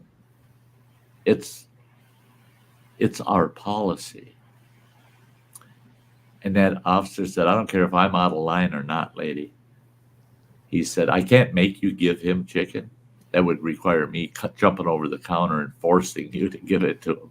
I can't do that, but I can shut you down. I want your open sign removed. I want your outside lights turned off right now while I'm here. And he made her shut it all down, left the inside open for the people that were there eating their non-chicken. That's what pissed me off too. There was about 12 customers in there, and they're all eating chicken. What's he bitching about? Yeah. Wow. In less than 5 months, it was 4 months and a week or a week and a half later. Big signs on the front of it, closed indefinitely. KFC got so many complaints about that issue. They said that the owner was in violation of his franchise agreement. They shut him down. KFC said, you're out of here. And they couldn't get a buyer for the franchise. So we lost our KFC because they had a bad franchise owner. That pissed me off so bad. I want our KFC back. I really do. I love KFC if it's fresh, you know. Yeah. Well, Yeah, their menu has changed though, and what they offer. Yeah, their offerings have changed up. Yeah, I prefer Popeyes now. But see, we don't have Popeyes anywhere near us. No, we need a Popeyes up north, or Church's Chicken would be nice. You ain't gonna get them. Well, You ain't gonna get them. Well, it's like I was talking to Fucking Southerners. what you call it, Marine Mom. Because she was because she's looking at moving back up to the Bay Area. And don't tell her what we don't have. She won't come back. She was asking if we have a Dollar General. I'm like, well, you head towards Mellon, just before you get into Mellon, there's one out in the middle of the woods there. Mm-hmm. But yeah, we don't have one in Ashland. It's like, well, why don't they have one in Ashland? I said, City won't let it happen because we have a Dollar Tree, and that's the only dollar store we're going to have. They won't. Yeah, they wouldn't allow Dollar Tree to put in a Family Dollar. Dollar Tree was willing to buy out Pittsburgh Paints right next door to them. Yeah, Sherman-Williams thing. Sherman-Williams that they were gonna, so they would own the whole building, and they were gonna put a Family Dollar right, same building as the Dollar Tree. They're both owned by Dollar Tree, both of them, Family Dollar and Dollar Tree. And the city said no. You're lucky you have the Dollar Tree. And they had to fight like hell just to get the Dollar Tree put in town. The city, I don't know the city. And yet we've got a dozen consignment thrift shops on Main Street. That's all you got is people selling their garage sale junk. Yeah, they're junk. Yeah, permanent garage sales. That's what I call them. Those are permanent garage sales. They're open 6 days a week. I mean, every week, all year. But okay, the size of our town, 8,000 people. What do we need? 1, 2, 3. What do we need 3 quick trips for? Especially when we've got a Holiday gas station, we've got a Shell gas station, we've got the Chris station, We've got Stenix. Stenix out at Midland. We didn't need 3 quick trips in this town. No. One would have been enough right out here on the main highway. Maybe the one out by Walmart there, because they got room for a little bit of truck parking at least out there. We didn't need 3. And now Quick Trip's really whining. They're having a hell of a time keeping staffed. People come to work for them and they last for about 2 paychecks and they skip. And they don't like the management of them and they just don't want to work there. Your sister, in fact, Running Water, took a job with a Quick Trip down there by Green Bay as a second job because they want some additional bells and whistles on their Harleys. So both of them are doing extra work, right? You're picking up a second part-time job or something. So she picked up a part-time job at Quick Trip. She lasted a week. She said, I can't work for them. That's for what they pay you and what you got to do because they're so short-staffed. She said, ain't work. She said, I might as well go work for Dollar Tree. I said, oh, don't do that either. Don't do that either. But that's ridiculous. That's ridiculous. I mean, this world, I tell you what, Justin Anderson is saying, I love the roasted chicken and taters at the local pub. And that's it, is a lot of times your local joints have, for certain foods, it's the best. That's like the Stagecoach Bar here in Ashland. Their mushroom and Swiss burger is to die for. I love it. I love their mushroom and Swiss burger. And their deep fried cheese curds are the best. As far as I'm concerned, they're the best in northern Wisconsin. Their deep fried cheese curds are so decadent. I mean, wow. Well, and they use real cheese curds, and they use a light runny batter instead of it being 80% breaded. Yeah, it's not a little bit of cheese in it. Not a ton of breadcrumbs with cheese flavoring. I mean, they're taking raw curds, putting it in that. It's more like a loose fish batter or like a pancake batter, but very thin, and they deep fry them, and it's just almost pure curd with a nice crispy outside. And they're to die for. Shut up. Well, and their ranch dressing is pretty good too. They make they use a good ranch. They make.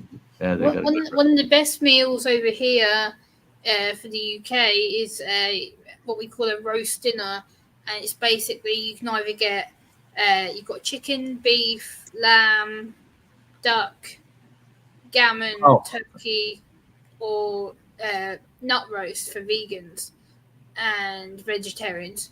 And I had a lovely gammon roast dinner earlier with my dad and his friends, and oh my god, the bit of gammon was about this thick, and it's like and then I had my potatoes and my veggies and my rice, my nice lamb gravy. Oh my god, it was good.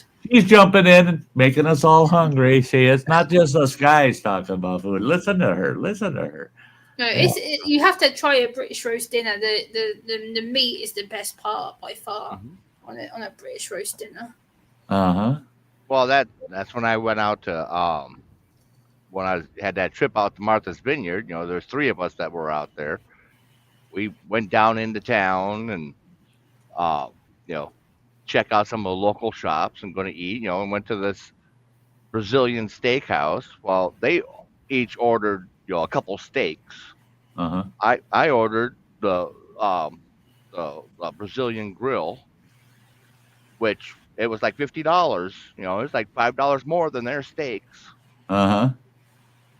And they're like, well, what is that? I'm like, you'll see. Well, they come out with the skewer of meat and they'll slice out the meat. You got your tongs. I grab that meat, put it on the plate. The whole time, they're sitting there going, different cuts of meat are coming to my plate. Here's a new skewer, telling you what cut it is. And, this is lamb, this is pork, this is marinated chicken.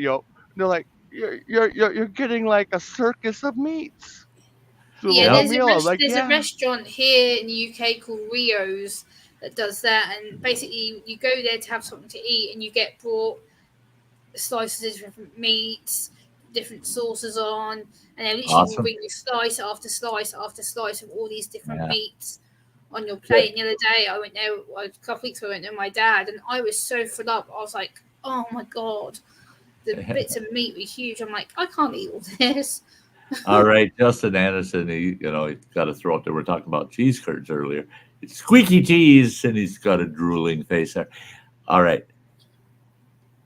I never tried this before, but boy, I'm sold now. I am sold now. Because I can do it in the microwave, and it takes 2 minutes. That's it. And it's done. And I'm sitting and I'm chowing down.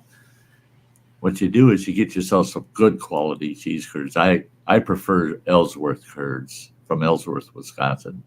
I've never found curds better. But I take those curds and I throw just a single layer of them on the bottom of a large bowl. And then on top of those curds, I pour marinara sauce. Then, and usually I'm using either garlic, ranch, or pizza flavored curds. And then on top of the marinara sauce, I put a layer of pepperoni. And then on top of that, I put another layer of cheese curds. And I pour more marinara on it. And then I put shredded sharp cheddar on top of it with more pepperoni slices. And I can stick it in the microwave for 2 minutes and it comes out and it's just cheesy, full of pepperoni and pizza sauce, marinara sauce. Oh, it's to frickin' die for.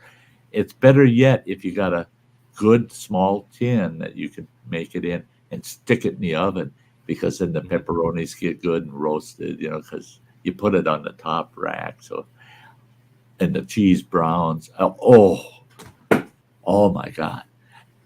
But I recommend to people that if cheese plugs you up, don't do what I just said, because that'll do it. That'll do it. Cheese doesn't plug me. I can eat all the cheese I want. It don't plug me up.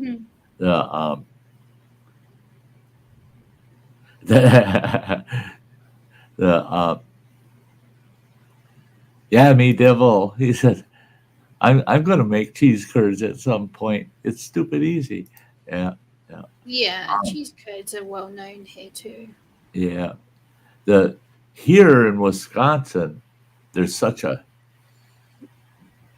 California now calls itself the dairy state of the United States. No. Just because you produce the most milk doesn't make you the dairy state. Because first of all, for every 100 cows they've got one person that works with them 100 cows. In Wisconsin, every 10 cows here has somebody putting their hands on that cow to get that milk. Yeah. In Wisconsin, we have farmers. In California, they've got milk factories. Wisconsin, it's farm milk. It's not some factory milk from California. And I've had people arguing, oh, no, well, California produces XYZ gallons versus Wisconsin. They did that intentionally for marketing reasons to make themselves look like there's something they're really not. They are not the dairy state. They never have been, never will be. Wisconsin is the dairy state of the United States. And you drive through California, you can't drive all the way from the northern border of California to the southern border of California and be able to drive without seeing a farm about every 2-3 miles. In Wisconsin, you get through the mid-state, there's a farm every half a mile. It's farms and farms, and all you see are Holstein cows everywhere. In Wisconsin, if you drive an hour, you better see a Holstein cow, or you're not in Wisconsin. You're not in Wisconsin. And people want to argue that point, and I tell them, well, you can argue all day long, but Well, and the You- commercials that came out of that whole deal were hilarious. But that happy cows are in California, and then Right. Wisconsin answered back. And so it's like, wonder if Bessie's happier in California, because the Wisconsin cows are standing out there, chewing their cutout in this big field. There's shows Bessie amongst thousands of other There's cows in this cows mud pen, lined up for the automatic milking. Have and you and, ever? and all the Oh, cows are going. And you can see the smog. And yeah. I couldn't believe it the very first time I walked into what was classified as a fully automated milking facility. The inside of the facility held 500 cows at a time. And they ran those cows through 24 hours a day. They'd run 500 in, milk them all. And as they're getting milked, they're going out the other end. Once that parlor is empty, they run 500 more in and they go through the process. And once it's empty, they run 500 more in. And that's going on 24 hours a day. There's one man running the whole operation. He sits up in this glassed in booth overlooking the whole operation, and everything's automated. He's just pushing buttons, pulling levers. Those cows walk up. It looks like a little miniature car wash. Comes up, it's got a brush on it, and it washes their udder.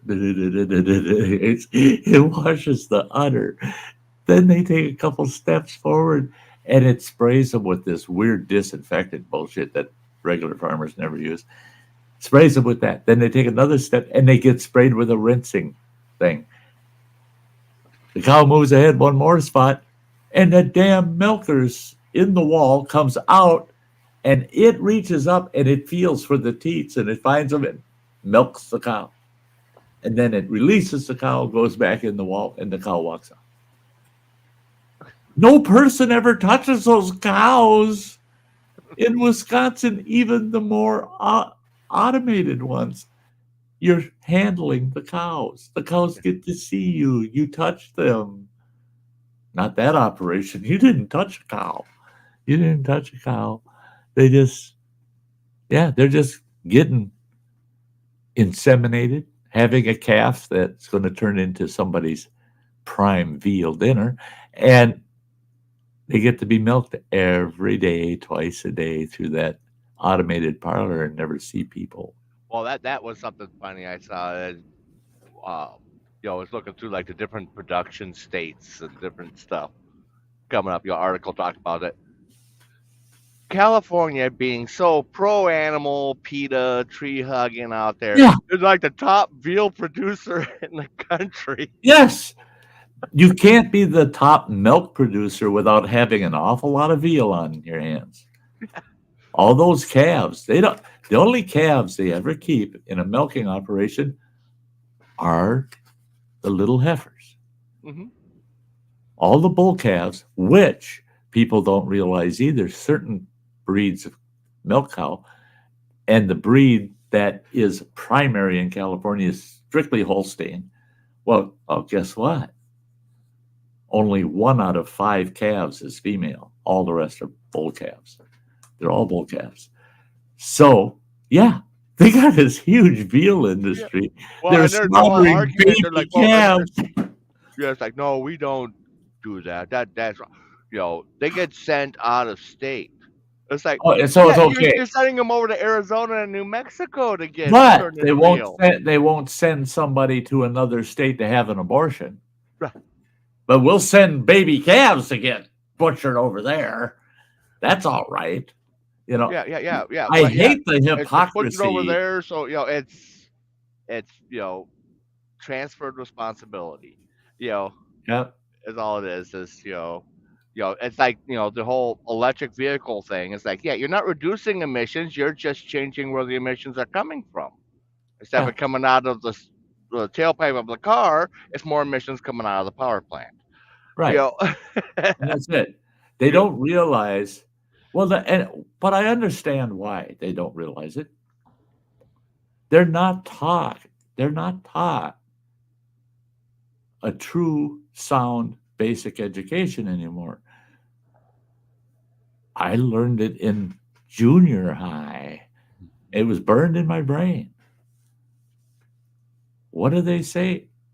Every action has an equal and opposite reaction. Well, yeah. So if you need energy here, that means you're going to have to use energy over there to produce it. So it's a trade-off always. No matter what type of energy you're snatching up, there's going to be some form of trade-off.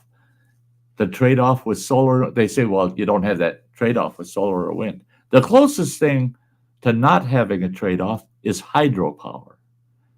Water, moving water. Right. Unless you're building big dams to run the hydro, and then all of a sudden now you're negatively affecting the ecosystem, the fish and wildlife and everything else. But so there is still an impact. But solar and wind has a bigger footprint than fossil fuel. The production of the materials in order to produce that so-called And free the transportation and yeah, everything involved exceeds the carbon footprint of fossil fuel. So I'm sick of that lying hypocrisy. well, just, the one that got just be truthful about it. I'm all for wind and solar and hydro. I'm very for nuclear, oh yeah, but don't lie to me about it. Don't lie to. If we can get to the stage we are today on those technologies, just think where they'll be 10 years from now, 20 years from now. Calm down, slow down. You're like a caveman that just got handed the keys to a Harley. Mhm. Ooga booga means I go like hell. Ah! No, guess what? That caveman's going to kill himself. So bitch hasn't even invented the wheel yet, but now you're giving him the keys to a Harley. He don't know what he's doing with that Harley, just like nobody knows what they're doing with all the solar and wind power, because they don't understand that transition of energy. right. Well, And they and don't care because that's too much to know, well, I had that one load. It picked up down there in Arizona. I found out that it came from California into Arizona where it got loaded, but it was chopped up wind farm blades. Uh-huh. Yeah. Well, you get to the gate to check in, and like, yeah, here's my pickup number. I'm picking up a load. It doesn't tell you what the load is when you're Right. picking it up. And they're And like, you would okay, think those blades would just be common scrap, right? yeah. You Well, would think so. in the guard shack on the wall, it looks like a bank vault safety deposit boxes. They pull a box out. They're like, you need to put your cell phone in here and any digital cameras, anything you have on the truck. And then Well, and they sure. give you a key for it for you to you go in there, get it loaded, and then they cover it. And they took and they put these seals along the covering all the way around it that they could see if you crack that open and we're looking in there. Mhm. But I got to see what was going on. I could see it, but if I open it up to take a picture, they'll know. Yep. And then get over to Iowa to this landfill place, and it was the same type deal. I had to turn over my phone and everything. Yeah. Go in where they pull it up because they don't want you taking pictures of that huge ass pit that they have full of these busted blades that they can't recycle, Right. that they can't make anything usable out of them. Right. It's a non-recyclable waste. It's not The way it's they're not made and the scrap. fiber to make the strength for them to last the short Right. time that they do, it just can't be broke down again and made into anything else. I saw an article about that it was funny because they were trying to debunk the recycling issue of these big fans, They were trying to debunk it. And it backfired on them because the process to get any usable byproduct through a recycling process on those fans leaves a bigger footprint than to do just one fan leaves a bigger carbon footprint than, what was it? I think it was 12 city buses running 7 days a week. Yeah. What? Diesel buses produce less carbon footprint than recycling one of those wind generator blades. Oh, okay. So they are recyclable? Well, of course. Everything can be used for something else, just like nuclear waste. Guess what you can do with nuclear waste? Container that shit and strap it to the next missile and blow it up over some city. It's been reused. I mean, get real. I mean, people just don't want to be real about things and just Well, accept. and I do have a bit of recycling, and it's just like for us, we got such strict EPA, red Yeah. tape you have to go through to build the facilities to recycle the nuclear waste. It could be broke down to, you got a small part of stuff that's just junk. We can't do anything with it, but we can reuse this part of the fuel This, and and put this. it back into the plant. Yeah. You Yeah. know, So, you know, it's like and it just keeps breaking down. You end up getting like a 10 to 90 split. That you can reuse 90% to go back in the plant, and then when it goes back down, 90% of I got, that. I got a kick out of it. I don't remember who it was, but the individual had said, well, all of our nuclear waste, Hey, you hi, got, quick Mike. hey, hi, quit Mike, that you got all of these nuclear waste, and now we've got everybody is launching shit into space. Everybody's into it now. I mean, there's so many space industries now. I mean, they're saying every day of the year, there's anywhere from 1 to 5 rockets taken off from our planet. What?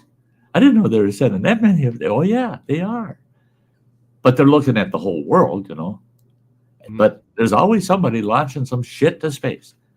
Okay, this guy says, people argue, well, we take that nuclear waste, blast that shit off like you did Voyager, and send that some bitch outside of our solar system. Just send it outside our solar system. It'll never affect us. And he said, maybe it won't.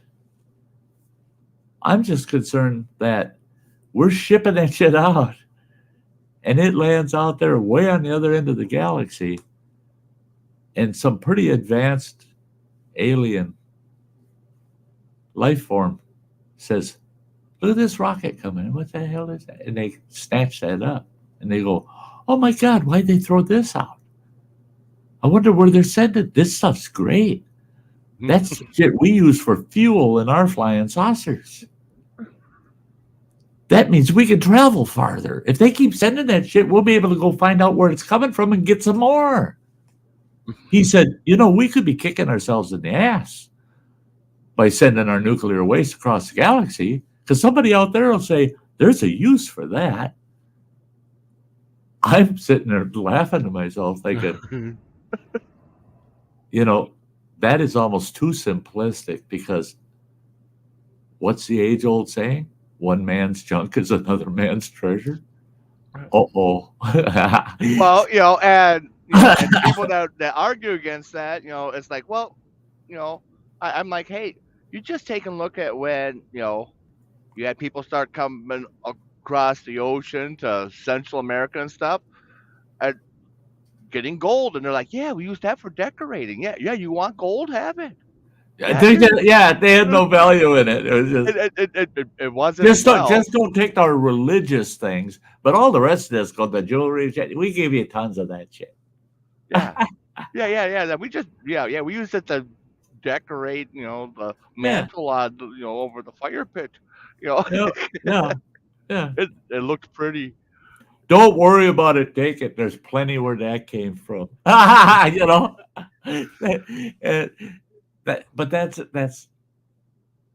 that's just stupid human nature. That people don't stop and realize that. Well, it's like I've heard the term twice this last week in newsreels where they said we're standing on liquid gold. in this country because of our resources, our Mhm. oil, our coal, our Natural natural gas. gas. We're standing on liquid gold. Well, I'm glad you realize that.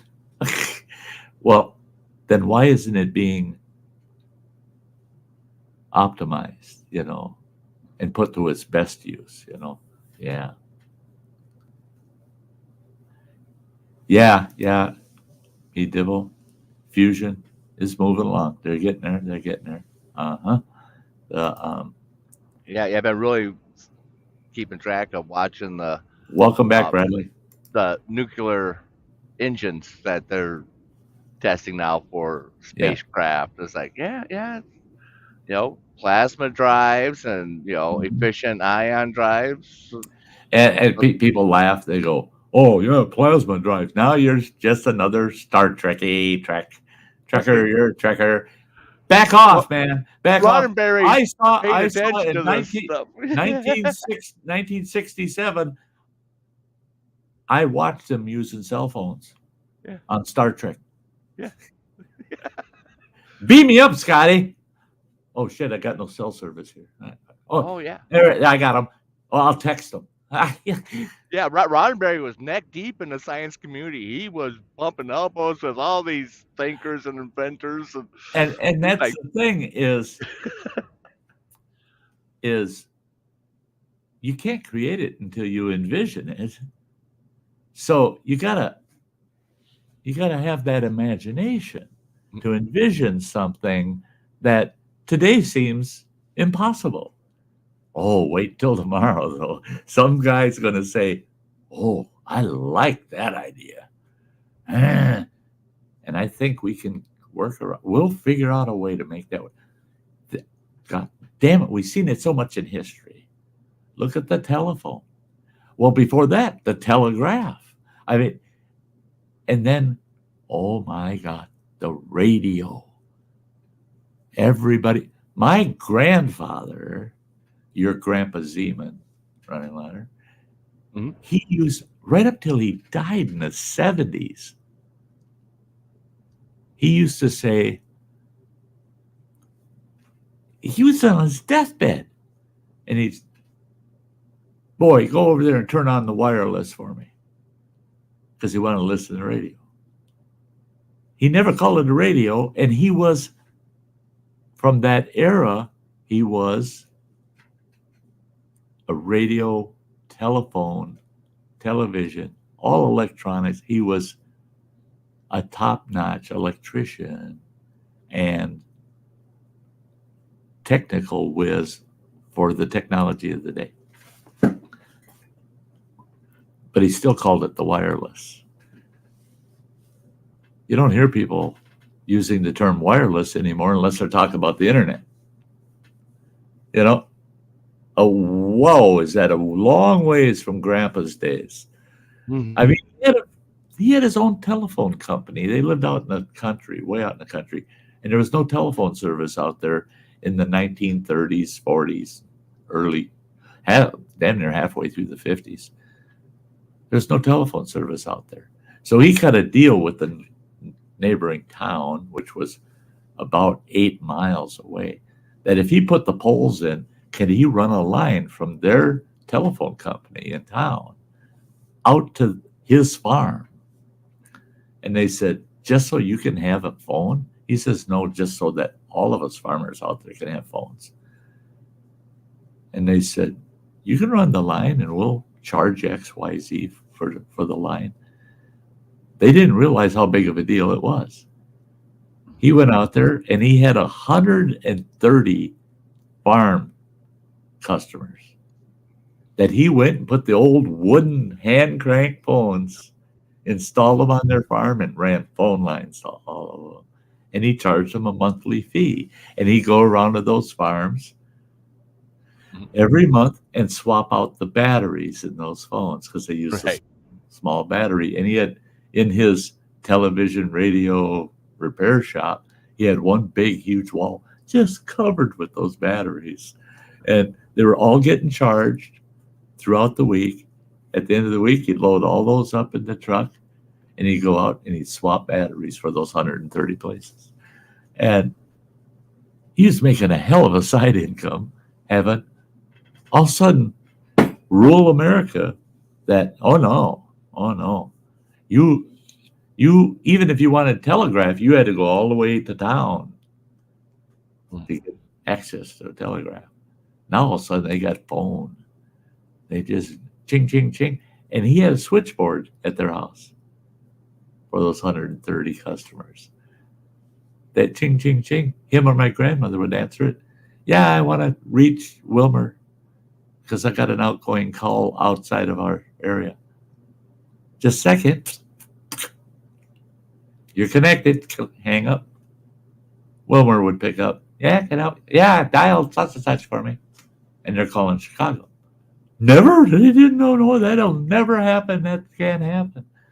Now, yeah, I got the cell phone. I'm out on the tractor spreading manure using my cell phone. Yeah. To find out how much manure per acre I ship it down. You know. Guy I hauled loads out to, looking at his big spreaders and his combines and stuff, because I saw the big screen in there. I was like, what's the big screen for? And he's like, well, it's got software on it, a GPS tracking, and it will highlight where I've already gone over, so I don't end up, seeding or fertilizing the same chunk of field. I could see, Right. I already went over that chunk. Okay, move it over. Right. It's like, Hey, good to see you, Nikki. hey, Nikki. Yeah, it's been a long time. Yeah, but said, you always get time those. no see." Yeah. Yeah, you always get those that that's impossible. That can't be done. And Never. it makes me think of that quote. Not you, Quee. What's his name? Charles Duell. Back in 1899, he was the commissioner of the U.S. Patent Office, and he was resigning because everything that can be invented has been invented. Mm-hmm. There's no point in my job anymore. Back in 1899. Yep. Oops. Well, and that's the thing is invention will never cease. Will never cease. Because you can take an original item that's been commonplace for 100 years and you can improve upon that with some innovation. That creates a new patent because you're taking, even though it's an existing item already exists, it's been modified through modern innovation. It's now something totally new that will never end. That'll never end. In fact, what I see now is they're recreating things of the past that have disappeared. They don't even exist anymore. Anywhere. Well, it's like and they're recreating them. That picture I showed you of them all excited about the wind-powered ship. Hey, Roman flyer. Yeah, that was hilarious. This big ass, what was that, an oil tanker or a freighter? Or a big freighter with these big, and it's like got airfoil blades panels. on it, like a plane. Yeah. Yeah. And they go, leading edge, new technology, air-powered ships. Are you fucking kidding me? That's a new idea? No. Now, I would have been good with you saying leading edge new sail design. Right. For air-powered ships. But you did not invent an air-powered ship. No. Holy shit. Yeah, and read that article. It's like moving freight like never before using the power of wind. I'll tell you what. I'm not lying. I was around before they put the first sails on those big boats on the Nile River. So don't give me this they invented the air-powered ship. I remember when they put the first sail on one of them big old barges out there on the Nile. Don't shut up. And if you don't believe me, go to the Great Pyramids. you can see where I was coloring on it, Sty, I got a, picture of mom, dad, and Sty. Yeah. That Well, I saw this video of this kid on there. Roman, it's Yeah, so good to see you, buddy. hey Oh, Roman. Um, but yeah, kid, call him a kid because he had been early 20s, but like had full diagrams and stuff explaining this idea on, that we could use renewable resources like wood and such to take and heat up water in a boiler type deal to power ships and power cars and trains and tractors. It's like, dude, this steam power. We had that well before we had gasoline. yeah, yep, yep. Look at there, hike with Mike. Brother, I totally agree with you. I totally agree. He says in my area they clear cut a forest to put up a solar farm, cutting down a forest for solar power. I was so pissed off. What pisses me off is, again, it proves their hypocrisy. Do they realize the carbon footprint they're creating by removing that forest? I'm not talking about the emissions from running chainsaws and logging trucks either. They're taking that carbon and they're converting that carbon to something that's unnatural. That Well, and, nature's and not. they're removing a carbon refiner. Well, So that's that it. turns Well, carbon into oxygen. that's what I'm talking about. That's what I'm talking about is the forest recycles that carbon. We're not. We're just creating more carbon. More carbon than would have been there if we would left the forest the hell alone. Just like forest fires, let them burn because it was intended that way. Oh my gosh, Roman, you goofball. Roman. Beer money, been saving money lately. Oh, you're crazy, man. You are crazy. You're nuts. You're nuts. Goes in my bucket list fund, buddy. And my bucket list fund, I have to keep reminding myself, keep those GoPros handy when I do any bucket list items. Mhm. And I think I'll probably starting next spring sometime, I'll start a series just called the bucket list. And I'll have bucket list item number 1, number 2, number 3, number 4, because I'll be doing videos of everything I'm going to try to get squeezed in the rest of my life here. Oh, Mike, yeah, you and I see eye to eye on that stuff. Yeah, leave our forests alone, assholes.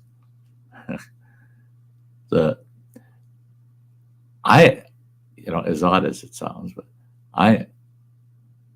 I've seen how they've ruined beautiful, beautiful pieces of land. Some of it actually had been developed, but it's residential single-family homes, but they're well wooded and beautiful lawns, and now I go back and look at that same beautiful natural type neighborhood, and it's all high rises, condos, hundreds and hundreds of condos. What happened to the natural? There's nothing natural. It's all blacktop and tall buildings. I would love to see them say, all right, here's where we go from here.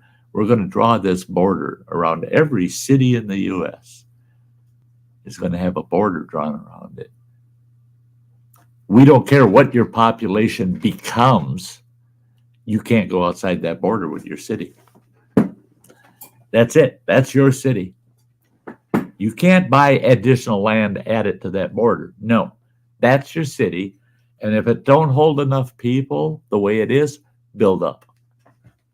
Because you ain't building out anymore. We let you build out all over this frickin' continent and destroy some of the most beautiful places in the world. Now, if you want to build up. You ain't going to get to build out anymore. You're not cutting down this beautiful stand of timber to put a shopping center in there. No. You want that shopping center? Guess what? You're going to have to tear a couple buildings down in your current city and convert that to a shopping center. But then you'll probably have to make it multi-story because those places you're tearing down, they're going businesses. They want to continue to exist, but they can't move out. They're not allowed. Build up. Your problem, not ours. And guess what my hope is sooner or later, everything gets so tall, it starts to tip over and it'll be a domino effect. And then we'll go, guess what? We get the city back. Nobody can live in it. It all fell in on itself. Well, I just see we get closer and closer to that, idiocracy movie. Buildings being held up with ropes and Don't go there. Don't go there. I watched it 2 nights ago. I watched it last week. I just had to. It's just like, yeah, okay. When I saw it pop up, what was it on Netflix or wherever, it popped up as one of the more current release kind of, and yeah. Yeah, Water in Roman, there that's feels right. like Yeah. Gatorade. Yeah. I am kind of impressed.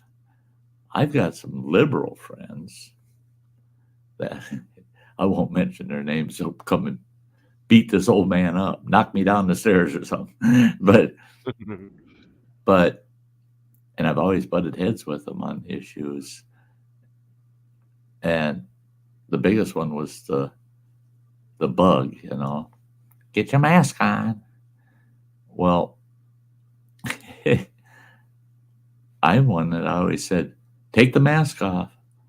Well, you could catch that and it could kill you. That'd be okay. We all die. Oh, but these poor people that die of that. Well, what about the poor people that die of something else?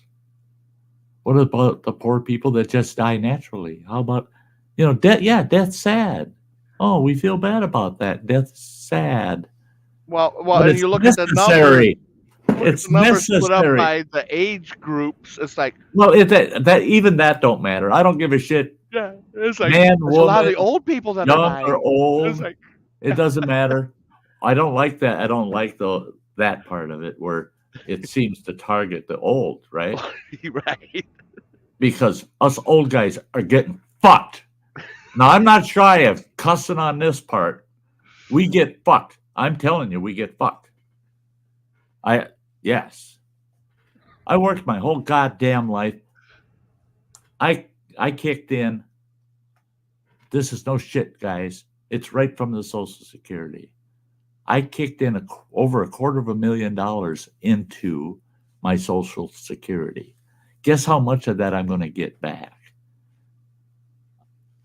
before I die within the next 2 years? I'm going to get, if I'm lucky, 40% of it back. I paid into Medicare my whole goddamn life. Guess how much of that I get back? A good fair amount, because I am sick. But guess what? I'm only sick for the next 2 years, and I'm out of here. I've been trying to look for services to assist me in my upcoming death. Government's got nothing to offer me, especially through the Social Security Administration. You get what you get. No, that's mine. Tell you what, whatever's left of that $250,000 I gave you, give me that whole piece right now, all of it.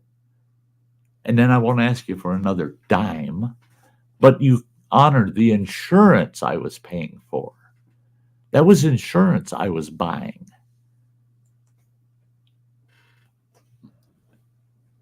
You get old,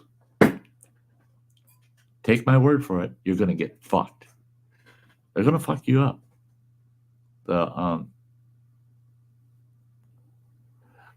Yeah, Rowan, that's right. Grab it as soon as you can. If you qualify, grab it. Hey, JCT, sweetie, it's so good to see you.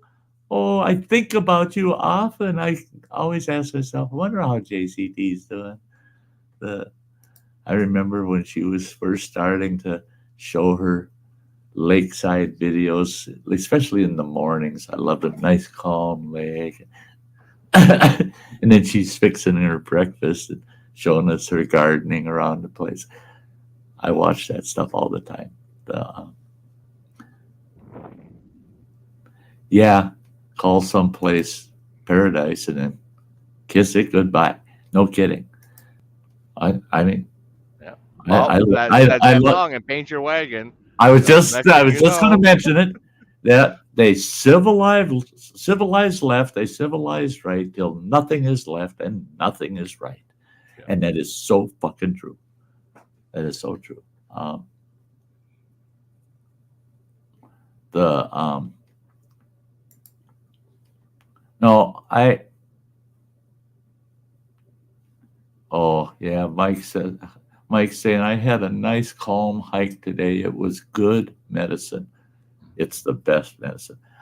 I love my doctor. Modern doctor. I mean, this boy's sharp as a tack. Hey, Mystic Bunny, good to see you, sweetheart. But what's he tell me? He says, I had to give you the worst news of your life. You got 6 months to 2 years to live. And it looks like it's going to be more like 1 to 2 years because I don't think I'll have trouble making that first 6 months. I really don't. But but he told me, he said, life is too precious to have somebody tell you you can't. He says, you make the damn decisions. If you feel up to it and it's something you want to do, get your ass out there and do it. And he said, I prefer that you do it in the fresh air. He says, I know you love the outdoors. He said, I don't care if you got to crawl out to your front yard and just sit in the grass. Get your ass outdoors. He said, that's your best medicine. He said, it's not just good for your body, it's good for your soul. He says, do it. If that's what you want to do and that's what you feel like doing, do it. Don't let anybody say, no, Sty, you should really stay home and stay put. You shouldn't risk this or risk it. He said, don't do that. He says, if you ever lived in your life, now's the time to do it. I said, that's kind of a bold statement telling somebody that's dying, if you ever lived in your life, do it now. What? How do you live a full life dying? Well, I'm learning. Every day I learn a little better that I think it can be done. I think it can be done. I think I can make the best of what's left of my life and make it a good life, You betcha.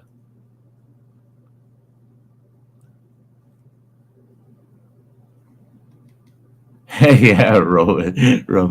See that? And that's what my doctor was saying too. He said, go out there, take those risks he says, I don't want you taking extreme risks where damn well the odds are you ain't coming back. He said, but take some of those steps that are a little more risque. And if you end up tripping up, having an accident, and it takes you out, and the way he put it to me, he says, I heard you say it on your channel once. He said, you know what your viral video would be, and that's falling off of a big, high waterfall with the camera going, well, folks, this is the end of it, but isn't this waterfall great? He said, I'd love to see that. I'd love to see it. So you don't have to go through any of the other bullshit. He said, you go doing what you love and you're happy, and then you're gone. He said, yep. I don't want you sitting totally stagnant, not able to do anything anymore except exist. He said, it'll drive a man like you crazy. Yeah. Yeah. I hike with Mike. I don't know how. I've been blessed somehow. I'll tell you what. My whole medical team, I haven't got a single person on my medical team that hasn't given me great advice. and hasn't been there for me. I mean, they're there for me, man. They go so way out of their way, and I never imagined it being that way. I watched how my grandfather passed away from his cancer back in the 70s come in, and they'd actually yell at him sometimes because he seemed uncooperative with them. It was because he was in so much pain. And they'd be barking at him, well, you got to let us do this. You got to let us do that. You don't have a choice. He was so miserable right to the end.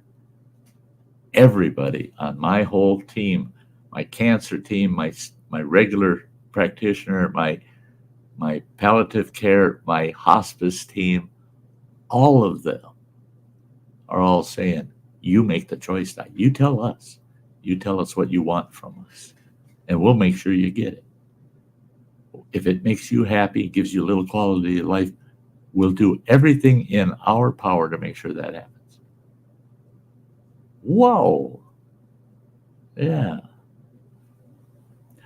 Yeah. Justin, that's it. There are a couple of things I won't do. I won't skydive, and I won't bungee jump. I wouldn't do that when I was 30. I wouldn't do it when I was 20. Because you strap a goddamn rubber band to my ankles and kick my ass off of a big, tall bridge. When that rubber band reaches its end, you know how long it'll take for me to wash the shit out of my hat? Because you're hanging upside down, and when I shit my pants, it ain't staying in my pants, I guarantee you. No bungee jumping. I don't like that shit in my hair kind of thing. Parachuting? All right. I would love to do some flying in a private plane again. I got to take the controls in a private plane a few times. Buddy of mine out in Montana, he's a commercial pilot, had his own private plane. We'd fly from Montana to Idaho and back. And there were several times we're flying the length of a wide open canyon, mountains on both sides. He says, I'm going to let you fly for a while. I don't know what the hell I'm doing. And he just explained what I got to do. Just watch that you're keeping the nose of this plane up. You know, don't start drifting and losing your altitude and start taking the wings off with treetops. But he said, and I told you how to keep that plane from drifting off one direction or the other. You don't have to even look at the gauges. Look at the mountains. Stay in between them. And he'd let me fly for 45 minutes to an hour. And I do. I creep over by those ones, creep back over by those, and he'd just sit there and laugh. Have fun. Because if you fuck up, I'm right here. I'm taking control now. Don't worry. Yeah. And flying's the easy part. It's when you have to land. Well, that's it. He never did let me land or take off. That's what he said. He said there's only two risky times during a flight. That's getting in the air and getting out of the air. Those are the only risks that you really have. There are those occasional mid-air issues, but they're so rare that you look at it. And I did a couple of weeks ago. I watched every aeronautics crash analysis video I could find out there. All of the streaming services, I had them all saved and watching them all. And I was on YouTube watching them all. You're right. Almost all crashes involve taking off or landing. That's when the bad ones really happen. I was trying to think of that channel. Oh, Mental Floss. Hey, Step Van Dan, great to see you. Hey, there, click. Shalom, the Jewish redneck prepper. Great to see you. Yeah, but they were talking. It's the Mental Floss. They'll have like the top 10 of whatever. And they're talking about statistics that don't sound like they should be right. and it's like the top, and it was talking about that. It's like you're more likely to die in a plane crash while you're taking off and landing than you are if you have to make an emergency landing. Yeah. That the plane had an issue and it's coming down. They survive more than the people that are trying to That take didn't know off. there was an issue until they're just about on the ground. And Right. that's so true. That is so true. That's a real misnomer, because people don't realize if you know that the emergency exists well in advance, you have the opportunity to mitigate the end result. Where when you're 50 feet off the ground and it goes beep beep beep, you're screwed. You got about 3 seconds. Where if you knew there was an emergency and you had a minute and a half, just hang on, folks. This is going to be rough. This is going to be rough. We should be able to make it. But it's the same incident. It's just, where did it happen? And what were the circumstances in it happening? The real bad ones is when they're using their computers to tell them where the ground's at, and the calibration is off, and it thinks the ground is 1,000 feet lower than you are. Yeah, yeah. Or the opposite. Yeah. That's telling you that the ground is way up here, and you're going, where am I? Where am I? And now you got to figure out, now you're thinking through your head, how do I adjust for that? First thing you do is shut that machine off because it's lying to you. Use your eyes, use your own common sense. And that's it. But you need the forewarning for that. It's just like if you're going to nosedive into the ground because it says the ground is still 200 feet farther down than that. As you're coming in and you realize, whoa, no, that ground's coming a lot too fast for us, it's too late. It's too late. But if you realize it before you get to that no turnaround point, now you can mitigate that. You can probably pull it up. You can probably survive that one. But yeah, that's, yeah. Well, big one for us is constantly at the tell drivers, don't follow the GPS. It's like, yeah, they got special truck drivers GPSs. Got 2-3 times more than a regular GPS. Yeah. They're like, don't trust it. Yeah. You use it to give you a ballpark of what your ETA is. Yeah. And kind of ballpark you where you want to go, but don't follow it. It's like my GPS. To the letter. Don't follow it to the letter. Good We example is my GPS coming across Golden Gate Bridge from the San Francisco side, heading east.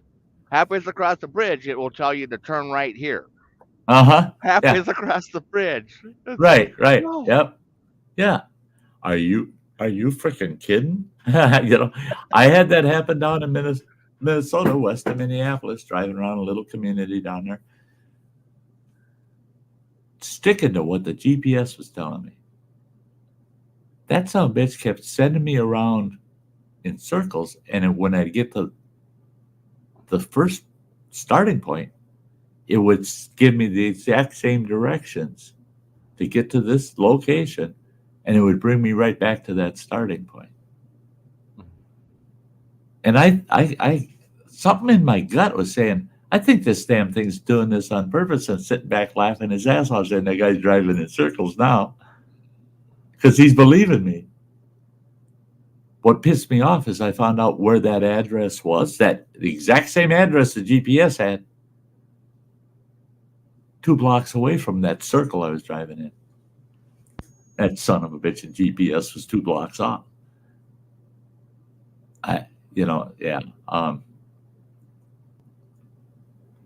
Mystic Bunny saying that GPS told him to drive off the road once in the middle of the woods. Yeah. Yep. Ain't that the truth? That was down in the Smokies, she said. Step Van Dant says, I still have paper maps. I've got paper maps too. I might have to do some digging out in the shed and my stuff out there and try to find my plat books, because when I'm traveling the Schwambian National Forest and everything around it, I like to use the actual plat book. Mhm. It not only shows me every single, doesn't show me highways, roads, country gravel roads, trails. It'll show me everything. It'll show me easements. There's a power easement that runs across this backwoods country road. There's a power easement crossing it.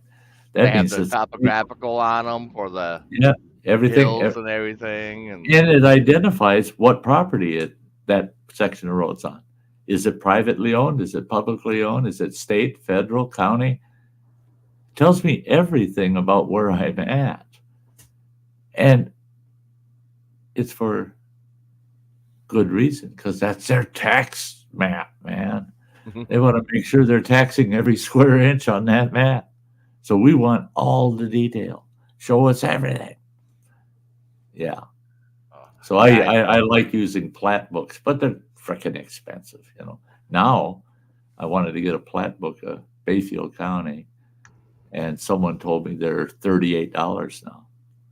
And I used to get them for $20. Now they're $38. And ouch.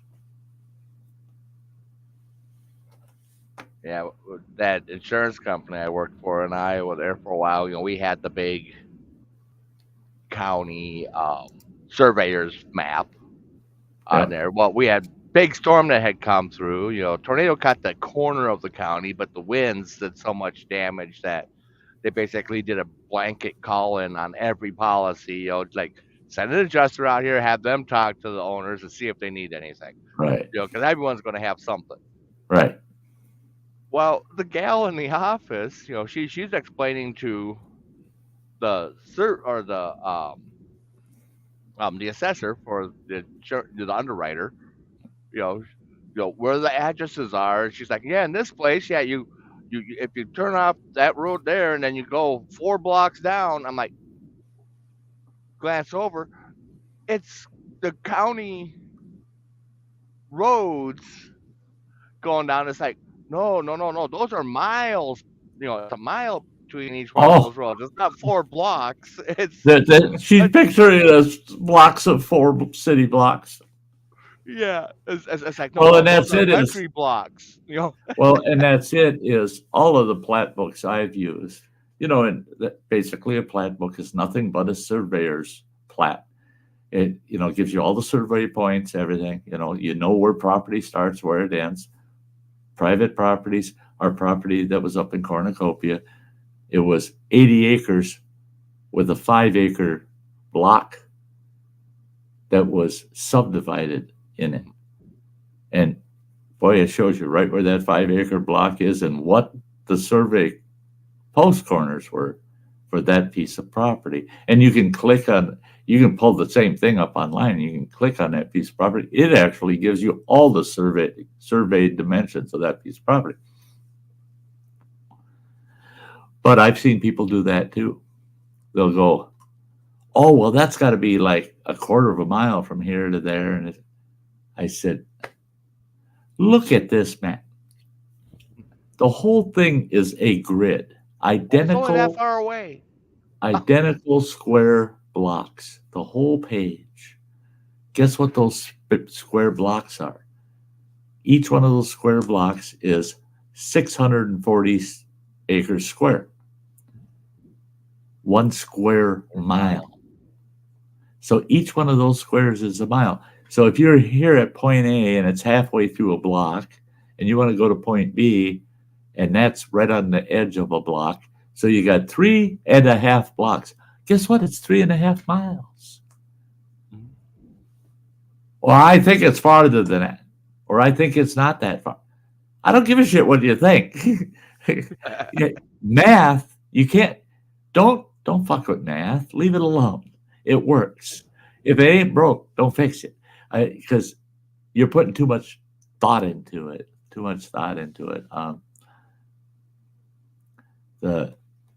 There you go. Have fun at your game there, Mr. Fulton. Have fun. Good luck there, buddy. Yeah, he's just about hour and a half south of me. Oh, yeah? Yeah, Yeah. because I'm in Rensselaer right now. And Uh-huh. Lafayette's where I got to take the truck. That's about 45 minutes south of me here. So Is it going to a dealership to be worked on? yeah. They're They're not. gonna They're bring it not. in 6 a.m. tomorrow morning, and then they'll get around to it at some point tomorrow. They'll start looking at it and trying to figure out the problem, and because we know what Well, the yeah, codes are saying. yeah, yeah.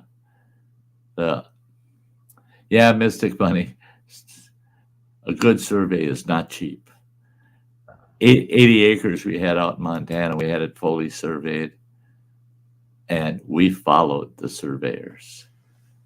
And because we saved a lot of money doing that, they'd shoot a line, and they were flagging. I can't remember how many yards.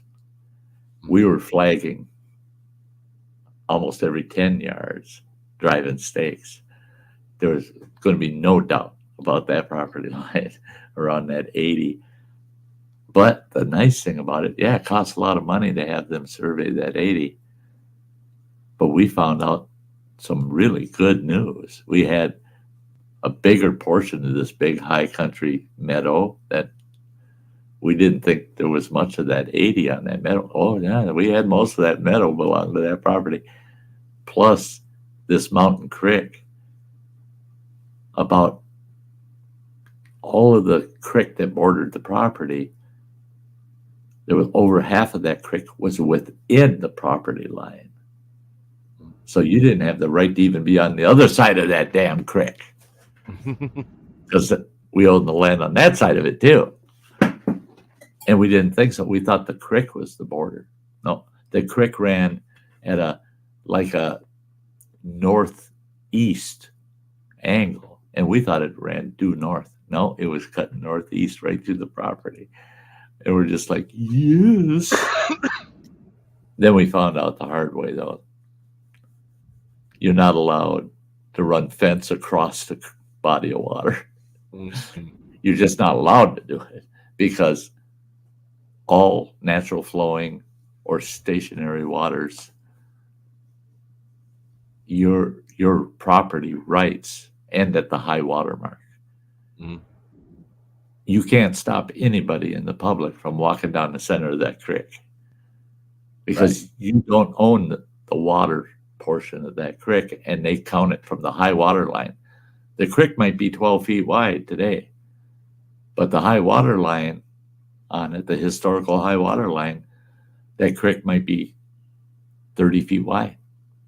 As long as they're within the high water mark of that creek, you can't stop them from being there. Wow. The nice thing about it is we were so far, that creek was so far onto the property, and our neighbor above us were kind of anal like we were. How do you get to the creek crossing? It was kind of landlocked. Most of the creek was landlocked.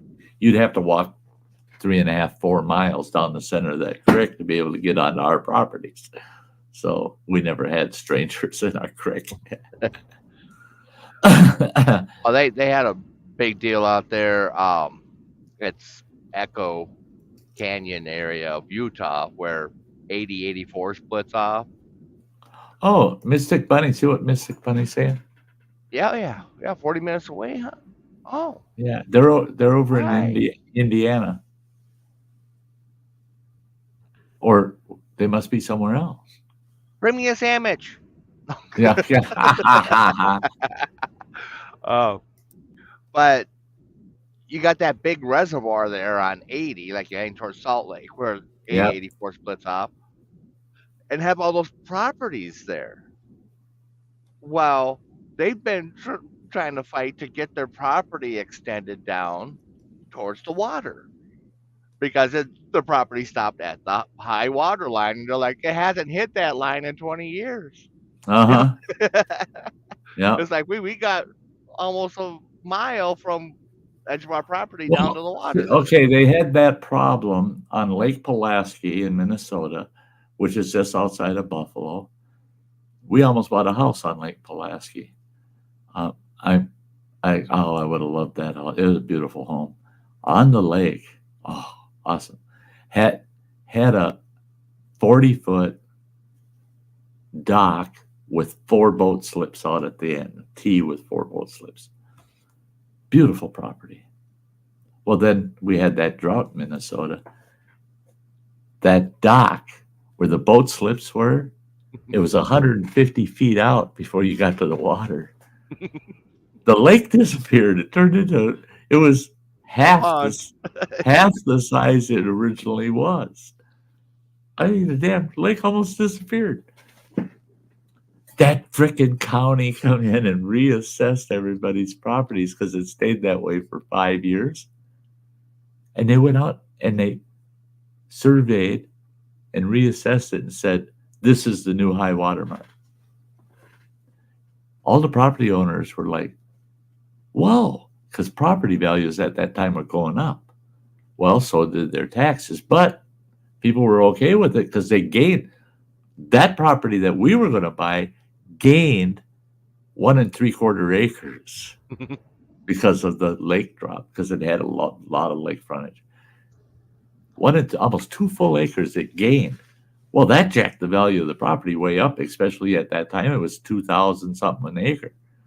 Well, yeah, the property value went up by $5,000. After about 7 years into that, guess what? The rains came back. And that dock that was there was underwater. And where the dock was attached to the shoreline, the water was almost 30 feet away from that, up the shoreline into the yard. Mm-hmm. When it finally balanced itself out, the dock was still about 4 feet out in the water before you were walking on a dock that was 6 inches underneath the water. They never changed the assessment on those houses. They're still being taxed as if they own the land way the fuck out in that water somewhere. No. That really kind of made me nervous about any kind of waterside property. I just like, ooh, creeks that are small running through, they're cool. You know, even if they dramatically fill up, it's not going to steal a bunch of land from you. And if they dry up, you're not gaining anything. So it's a wash, you know. But if you got a big lake you're on and that lake dries up, you could get screwed. Yeah. I had one delivery down there as by the way, Mystic Bunny wants to know what kind of sandwich you want. I don't really need a sandwich. I've got I actually made it to the store, so I'm all stocked up. Got tons of peanut butter. I'm all good here. Oh, Justin, he's rubbing this in. That's all right, Justin. Guess what? A dear friend of mine, very dear friend of mine. I'm not having steak and taters, but boy, I'm chowing down on some of the best sausage in America. I wonder where I got that. Thanks, Justin. Enjoy your steak and taters. Yeah, that one guy down there by Carthage, Missouri, down there by the cave cold storage down there. We had to bring crane mats down there. Tons and tons of crane mats going in to the property, and where they had us bringing it, it's like right close to the water, and and I'm waiting in line, and there's all a bunch of different carriers in there, and this old guy comes out, and just watching the operation. I asked him, I was like, what you guys doing out here? He's like, well, the wife wants to have her garden back. It's like, and you need cranes to put in a garden? He's like, well, like if you look out in the water there, football field out, he's like, you can see Venus's head poking out of the water. He's like, the yard used to go down there. It used to be, you had these statues and like a gazebo type thing, all cement form. it's out there under the water, and she wants him back now, so he's paying to have All all that right, money all right. drug Stop up. it. That's where you draw the line with the old lady. We're not bringing Atlantis back. That ain't happening. You know? It's like, wouldn't it be cheaper to just get new ones? But it's like, no. Roman. Hey. I hope you cleaned out that gutter before you put your mind in it.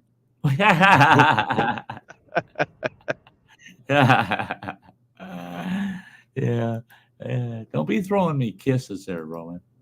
It's getting weird now. It's getting weird.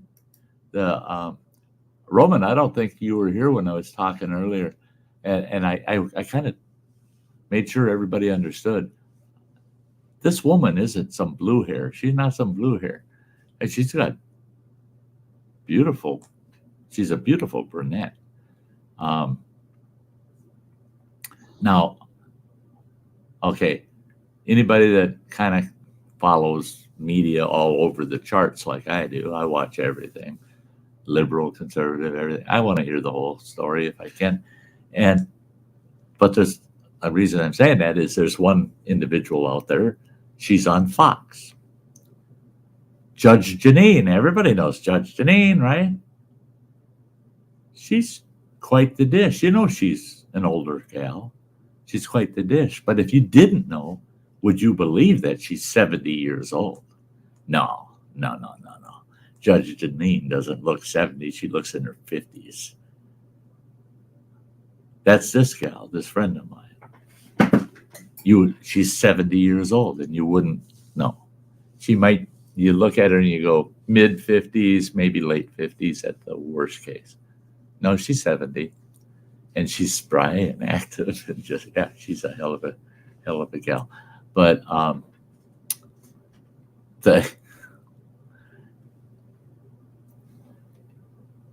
thinking about Romans throwing me a kiss there. Oh, if she saw you doing that, she'd kick your ass, Roman. She said that she never thought that she'd really be close to a man again in her life. Her ex-rich hubby. She finally got unloaded, the son of a bitch. She didn't take him for all of his money and shit. There was no 50-50 split or nothing. In fact, they had a out-of-court settlement. Her damn name's still on, and it pisses her off. Her name's on like 7 of his bank accounts. She said he had 19 bank accounts at the time of the divorce, and her name's still on 7 of them. And the bank won't take her off without him co-signing it. And he says, I want to leave you on those accounts because if I die, then you can help be the executor of my estate and make sure that money gets distributed based on my will. She don't want nothing to do with him. And she's kind of stuck with him on that issue to make sure her kids get that money, But yeah, she's Roman saying, everyone in the chat throw kisses. Cut it out, you guys. Cut it out. Oh, you guys just playing around here, getting dirty. You have a great night too, Mr. Fulton. But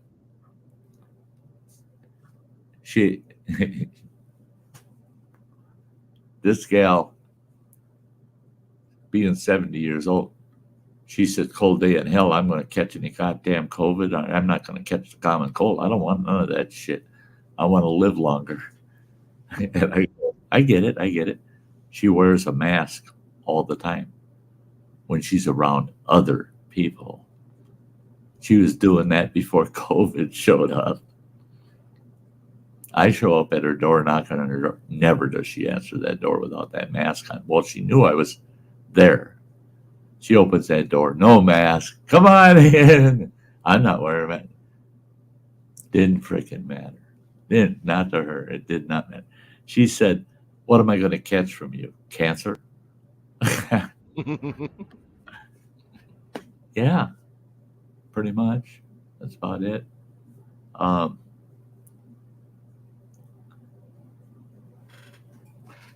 elbow cough. Yeah. I saw that. I can't remember what news network it was or whatever. And there were two politicians and they're talking. And but when they walked up to each other to greet each other, they're from both sides of the aisle, these two. They walk up to each other, hi, hi, hi, and both of them, the old elbow bump. We can't shake hands. Elbow bump. Whoever filmed that was smart enough. They were filming well before those two actually got to each other. Both of them elbow coughed before they got to each other, and then they elbow bumped. I loved it. Oh, you poor dumb morons. Here, let me spit in your coffee. Oh, don't worry about it, because I'm going to spit in yours too. Yeah, that's cool. Morons. Oh, Well, it's like I see these people wearing the rubber gloves coming to the truck stop. Grab the door coming in. They head into the bathroom, and then they come back out, and then they grab some stuff, and then oh, I got rubber gloves on, so it's all okay. It's like, for them. Look where everywhere your gloves have been touching. Well, that's it. Is they're safe, but they're fucking the world up for everybody else because everything they've been touching. We know in the bathroom what they had in their hands, and you're touching everything, and you go out to get in your truck and you take the gloves off, and you grab that truck door handle and open it up and jump in. Oh, wait a minute. So your truck handle is sterile. Nothing could have got on. Hey, some lot lizard could have been standing out there knocking on the door and sneezed on it. Oh, come on. And that's it.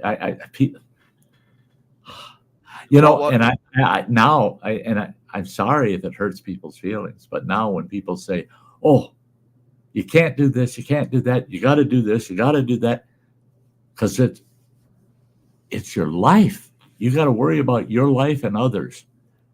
Guess what? No, I don't. Fuck you. If you don't want to be around me, don't be around me. If I don't want to be around you, guess what? You ain't going to know it because I ain't going to be there because I don't want to be around you. I ain't wearing a fucking mask. I go to the doctor's office. I wear it because they won't let you in the fucking building. Mm-hmm. But my medical team, the minute I'm in an exam room, I take that mask off. So do they. Totally against that facility's policies. They all feel the same way. They said, if I catch it, I catch it. I think I'll survive it. Yeah, I'll be sick for a while, but come on. Isn't that life? Right. I said, when I grew up, I was at the tail end of the polio epidemic. In fact, a childhood friend of mine did contract polio, and she's been in braces her whole freaking life because of it. And it was very communicable, spread quite easily. You go for your polio shot. And even with the polio shot, it wasn't 100% guaranteed. But we just went on with life. Well, the polio shot gives you a little better odds. Yeah, go ahead, give it. A lot of people just ain't going to do it. I just don't. Roman Filer says, I wear a condom in the shower just in case. What the hell? Yeah. Just in case what? You don't want to end up with any baby bathtubs? I can't believe I said that. I can't believe it. Yeah. I was in the shower, and 9 months later, I went in the bathroom. I was surprised I had a little baby bathtub in there. Yeah. Well, he's saying that humans are dirty as hell in general. Yeah. Oh, yeah, we're filthy. Yeah. Filthy animals. Well, I had one pickup it was pain in the butt dealing with them back and forth, changing appointments, all that. Sitting there waiting. Finally, get to go in, and they're like, "Well, you need to have a mask." It's like, well, and this was just a couple weeks ago. It's like I didn't realize you guys were so, believing in the Doing fairy tale. The rest of that. the country, even California, gave up on that. Unless you're going in a clinic, Right. you know, If it's not medically related, or I, going to a I see. government building. I've seen But places here in our town, like that building I lived in, is federally supported, yeah, financed, and but they've got signs up recommending, not recommended. requiring. That they Right. don't require nothing; they just recommend now. Yeah. So I had to come back out of the truck. I'm digging around trying to find a mask because I haven't used one in a year. Finally found a mask I could put on. I go back in there and got checked. Got checked in, got the paperwork because it's all automated. Like they're Yeah, behind a window anyways. We have to do it all on right. the computer outside, and it prints it out right there. And she's like, Yeah, "Well, thank you for putting on your mask." I said, "Well, and just so you don't have to ask, I did take and put on a diaper too to protect you from shitting your own pants." yeah, yeah. I'm wearing a diaper so you don't shit your pants. Yes. Yeah, and the thing is, and I keep going back to it. When I was a kid, guess how I got the chicken pox? My Mhm. mom had me go play with the neighbor kid, and she knew they had chicken pox in the house. Yeah, pass the kid over the fence. Yeah. She wanted me to get over it. So I got the chicken pox from them. And I spent a week with them fucking pox. Sicker than shit. Chicken But I pox got pissed over me it. off. And but the thing is back in the day it was, oh, there's a bug going around. Whose kids got it? Well, so and so down the street said her kids are sick. Okay, cool. And the next thing you know, the kids from that family are sent down there to play with the kids. What the hell? It was shared. It was herd immunity. Yeah. Is the approach we always took. Was, yeah, we might lose one or two, but damn, it's a lot easier to just get it over with. Oh, Let's get this over with. I remember Yeah, when us kids got the chicken pox. It's like my other three siblings, they got it and they were out of school for like a week. yeah, I was the last one. It's like I got home Friday, and then that evening started getting spots. Like, oh, it's my turn. I'm gonna miss school and stuff. Spots clearing up by Sunday night. Like, yeah. yeah, I got to go to school on Monday. Damn it, Uh huh. Yeah. That's something ain't right. Something ain't fair. Now So, this is a touchy subject. Some people, we don't have that many in-house. We got quite a few people, but I hope I don't insult or hurt anybody's feelings. But this is an argument. In fact, I went through this whole discussion yesterday. Um, the unfairness of life. I mean, life sucks, man. It does. It's like Running Water says, oh, I get an illness, I get some time off from school, I get to sit home, eat chicken soup, and watch cartoons every day for a week. No, he missed out. Yeah, he didn't get it. Well, I got in this discussion several times now in the last couple of weeks, and some people take it well, some people don't. I am very disgruntled. I'm very pissed off. Okay, you got these states, we got states in the union that have the death penalty by injection, right? If I lived in one of those states, I could walk out on the street and go, boom, shoot the biggest asshole in town, boom, and just drop the gun and put my hands up and say, I did it. That's my doing. I did it. I kill him. I kill him. I did it. Arrest me. They arrest me. Get me in front of the judge. The judge says, how do you plead? Oh, guilty as sin. And you should give me the death penalty, asshole. Oh, yeah, he'll give it to you. Now what? 2 to 15 years before you'll ever get on that table to be put out under, right? what happens during that 2 years? I get 3 hots and a cot. I get television. I get out of that cell every day to go walk around outdoors, get some fresh air. All my medical costs are covered.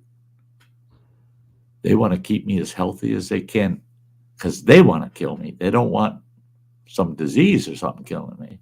So they're going to pay out of your pocket for me to be as healthy, happy, fed. Now I've got a new life until the day I die.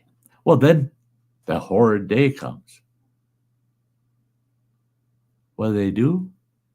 They come to me and they say, what would you like for your last meal? Anything we can fix in the prison kitchen you can have. Oh, I want a T-bone with fried taters and this and that. They serve you up the meal of your dreams in prison, and there you go. You eat that last meal.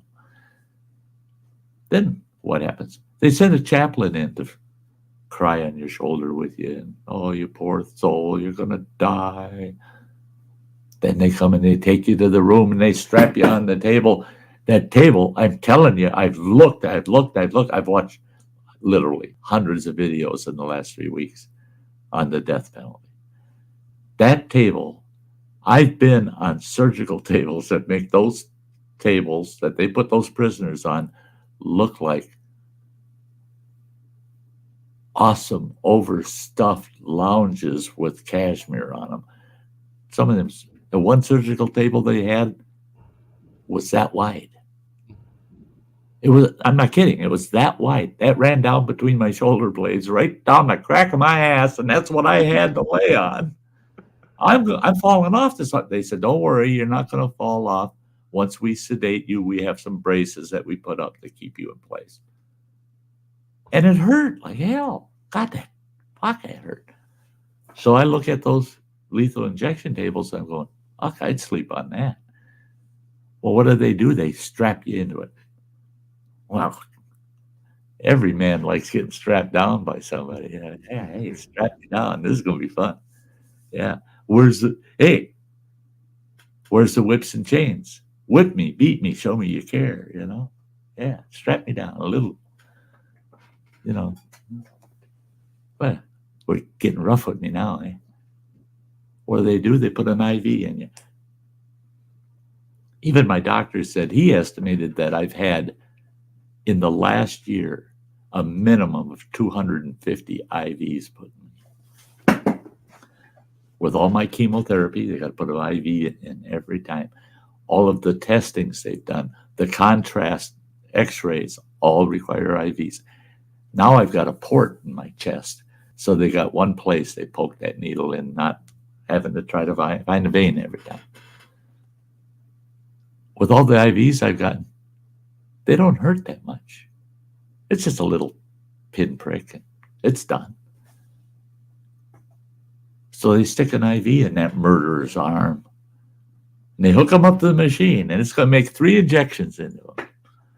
The guy that gets to push the button, it's putting that stuff in kind of on a random basis. It appears to be random. So that they usually like to have 2 guys, they have 2 buttons. Neither one of them know which one actually triggered that machine. So neither one of them has to live with the guilt of killing the guy. Well, the guy on the table, first thing he gets is sedated. It knocks him out. It's like you went in for surgery and they put you under. If you've ever had surgery, you wake up and you go, holy shit, they cut the hell out of me. I don't even know they did it. I didn't know they did it.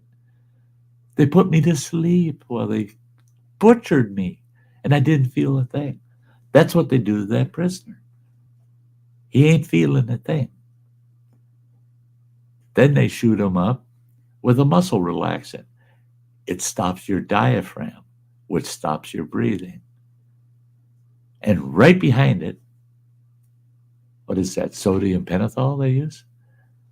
I think so. It stops your heart. Your heart just stops. It's all done. And you don't even know it happened to you. The worst thing about the whole stretch was you got an IV.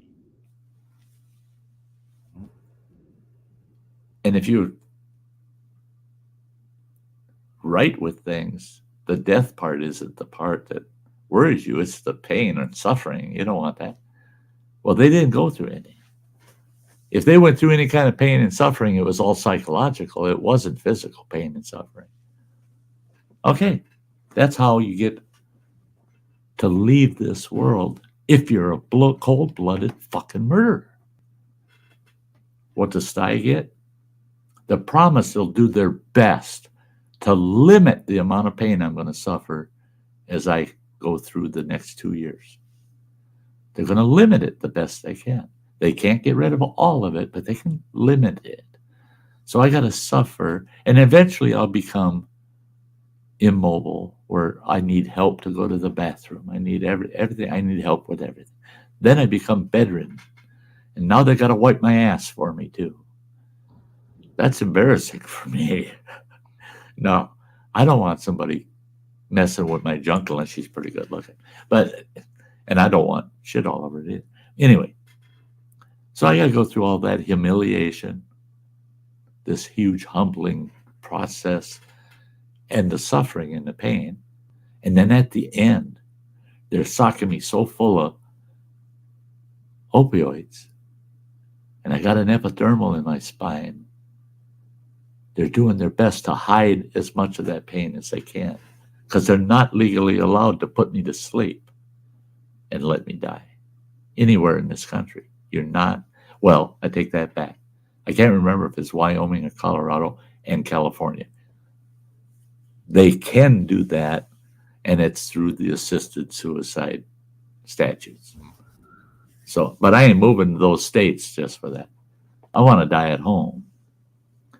So at the very end, they're going to make me as comfortable as they possibly can, but it's not going to be comfortable. There ain't nothing comfortable about being cognizant and aware this is your last moment. Right to your last breath. You know it. What's wrong with that fucking picture, folks? I'm an innocent person that has to suffer like a motherfucker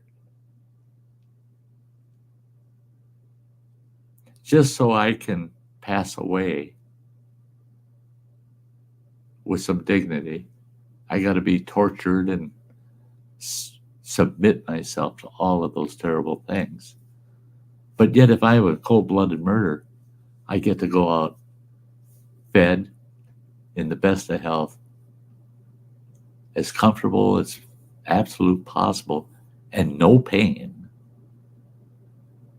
And I don't even know when the moment comes, because I'm gone. I'm already out. I'm sleeping. There's something wrong with that picture. They torture those that deserve to live, and they pamper and make it so it's not even a true event for those that really need to suffer for what their crimes they committed. I told my doctor, I said, damn, I wish we lived in a lethal injection state. There's a couple assholes in town. Yeah. And the thing is I'd walk up to them and I'd thank them before I got rid of them and said, you're my ticket out of here comfortably. Thank you. Thank you. Yeah, you're my payment for me to go out softly. Instead, does them no good because I ain't got shit for an estate. Instead, I'm racking up millions of dollars in medical costs.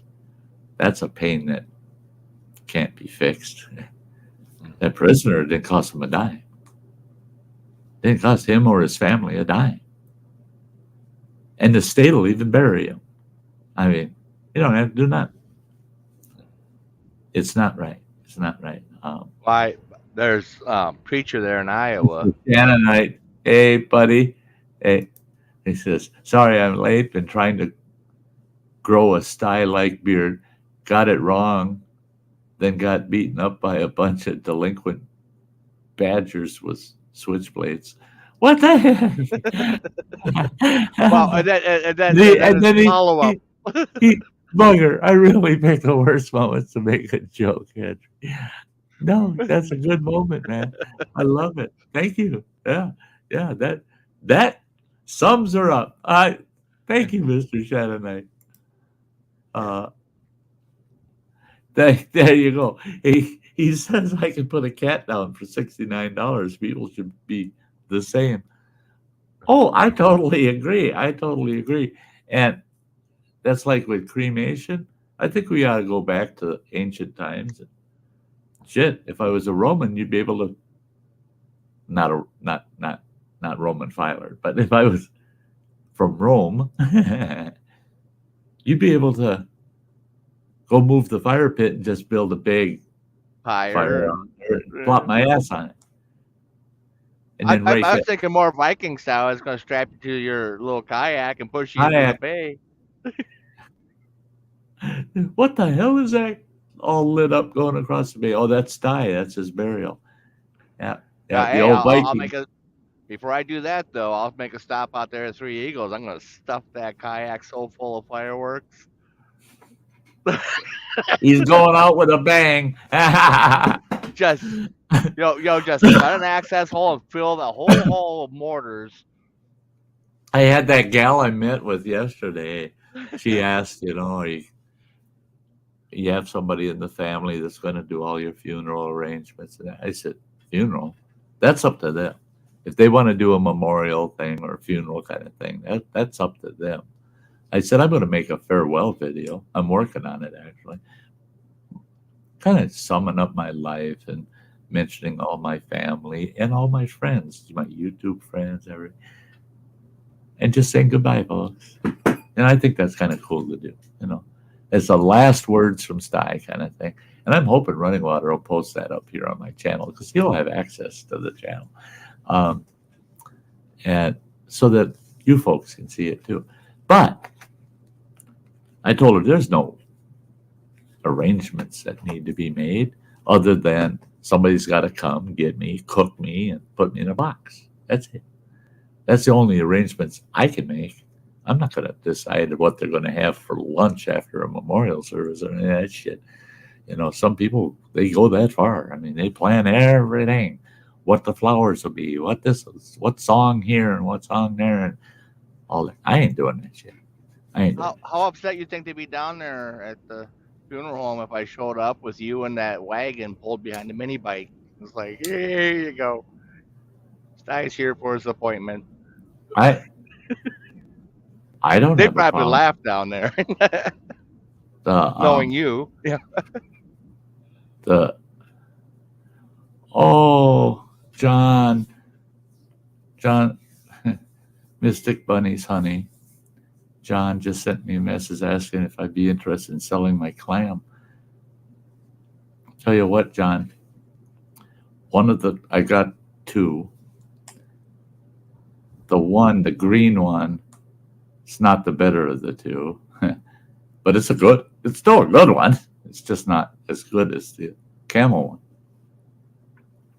I'll talk to Running Water about it, but the green one, I've already given that to somebody, a very old friend, YouTuber. He's got some adventures planned this summer. He's going to a couple of YouTube gatherings, and he needs a clam like that. And he's tight pressed just for his travel costs to these events. He said, if he had the clam, it would be so much easier for him. So he asked to borrow the green one that I used at the Forest Service. And I said, yeah, you can borrow it forever, man. I said, it's yours. It's yours. When I get the trailer cleaned out and get it out of there, I said, I'll get a hold of you. And he says, no, I want to pay for it. I said, okay, I'll come down to your town and drop it off to you. And you take me out for lunch, and then you paid for it. There you go. So that one's gone. The camel one, I'll talk to Running Water. And John, I think maybe we can work something out. Yeah, well, I sold it to you, so Yeah. you do what you want with it. The So I was planning on buying one of those double clams, oh, the those are insulated ones. cool. Those are cool. Cool. Yeah, I remember we were looking at those. Those are cool. Hey, Owen's here. Hello, Owen. There's my Hey, grandson. Owen. Yeah, yeah, the papa of my newest great grandbaby. The but Yeah, see, yeah, I was looking at, probably aim at buying towards the spring after ice fishing season and getting one of those, thermal walled ones because they got the good zip down windows and stuff to get airflow in there. But a- I, and they're very waterproof. I just right, talked to a guy that bought one.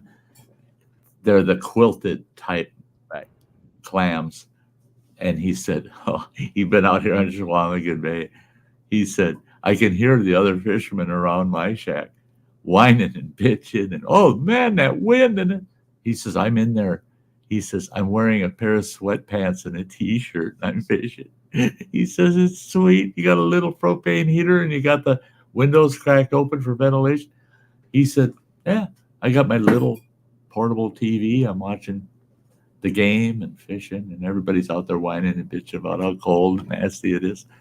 He said, "You look at them and you don't think, well, they're so thin." He says, "Oh, but they work."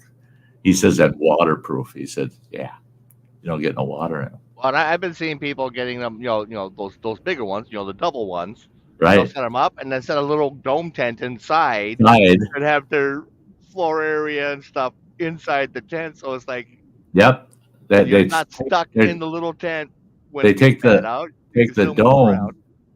the small dome, and they put it to the back of that clam, and then they've got all that open floor space out there. They can set Have up their camp tables and kitchen stuff. and shit. Yeah, and they've got double protection in that dome tent if the weather gets bad. And you know, and Pretty the nice slick. thing is those clams don't have a floor in them, Right. so you can do that. You can put a dome in there, stake her down. hmm hmm In fact, what I would recommend is a person set their dome tent up first, and then they put the clam up over it. Don't Right. put the clam up and then try to set your dome up in there. Just set your dome tent up, stake it in, then set your. It's so easy to pop that clam up, and if you got two people, you can pick the one end up and walk right over to the dome and set it where you want. Yeah, awesome. Um, what's he saying here? As we're talking about your mortality, can I inherit your beard so I can Knit a pair of good of thermal grow socks. socks? Not if you're using it for socks. No, around your stinky feet, Mr. Shannonite. If you're making a hat out of it, I might be able to put up with it. Yeah, yeah. Hey, talk to me after he's gone. the Yeah, put that on eBay. Sty beer G string. Like Roman's trying to coordinate his. When his heart stops, it'll clear his browsing history too. oh, I saw this guy on YouTube. I had some very dark humor stuff on my redundant saves, and I was looking through some of it, and I'm going, "Oh no, no, no, no! Oh no, no, no! I trust running water, but there's other family members. If they get in the system, I don't want to see that. That's dark." So Oh. I went through and deleted some of it. And I just like, thank God that ain't there. That won't be on record. Well, I was glad I had a few family members that saw it and laughed at it. That someone had, is there some page that had the post of, if you suddenly became a billionaire, Uh-huh. Do you think you need to take care of your whole family? I made the comment, and there's enough, my aunt there down in Minnesota and stuff, and the people saw it and they liked it and laughed at it. But I was like, take care of, like eliminate. And Well, yeah, what? perhaps not the whole family, but there might need to be a little bit of culling. Yeah, and that's it. Is it leaves a person questioning what kind of take care of was he talking about when it came to me? Yeah, I gotta think about this shit. yeah, gotta take care of the whole family. if I become a Yeah. billionaire. Uh-huh. Hey, Mike, I get it, man. There's e-waste, Mike, folks. Love you, brother. Sorry, I've been super busy with work and packing and cleaning and getting ready to move. I get it, man. I totally get it. Totally. And I love it. You're getting your business in order. You're getting things done. You're doing things. You're not neglecting yourself to be there all the time for someone else. I tell people that pop in and say hello and get on with life. Don't quit living because you heard, oh, Sty's dying. Sty ain't dying today or tomorrow. So live on, guys. I am. It's like I told that gal I visited yesterday. She's so sad. She says, we can't do without you. I said, you're 70 damn years old. I'm still going to die before you, you know?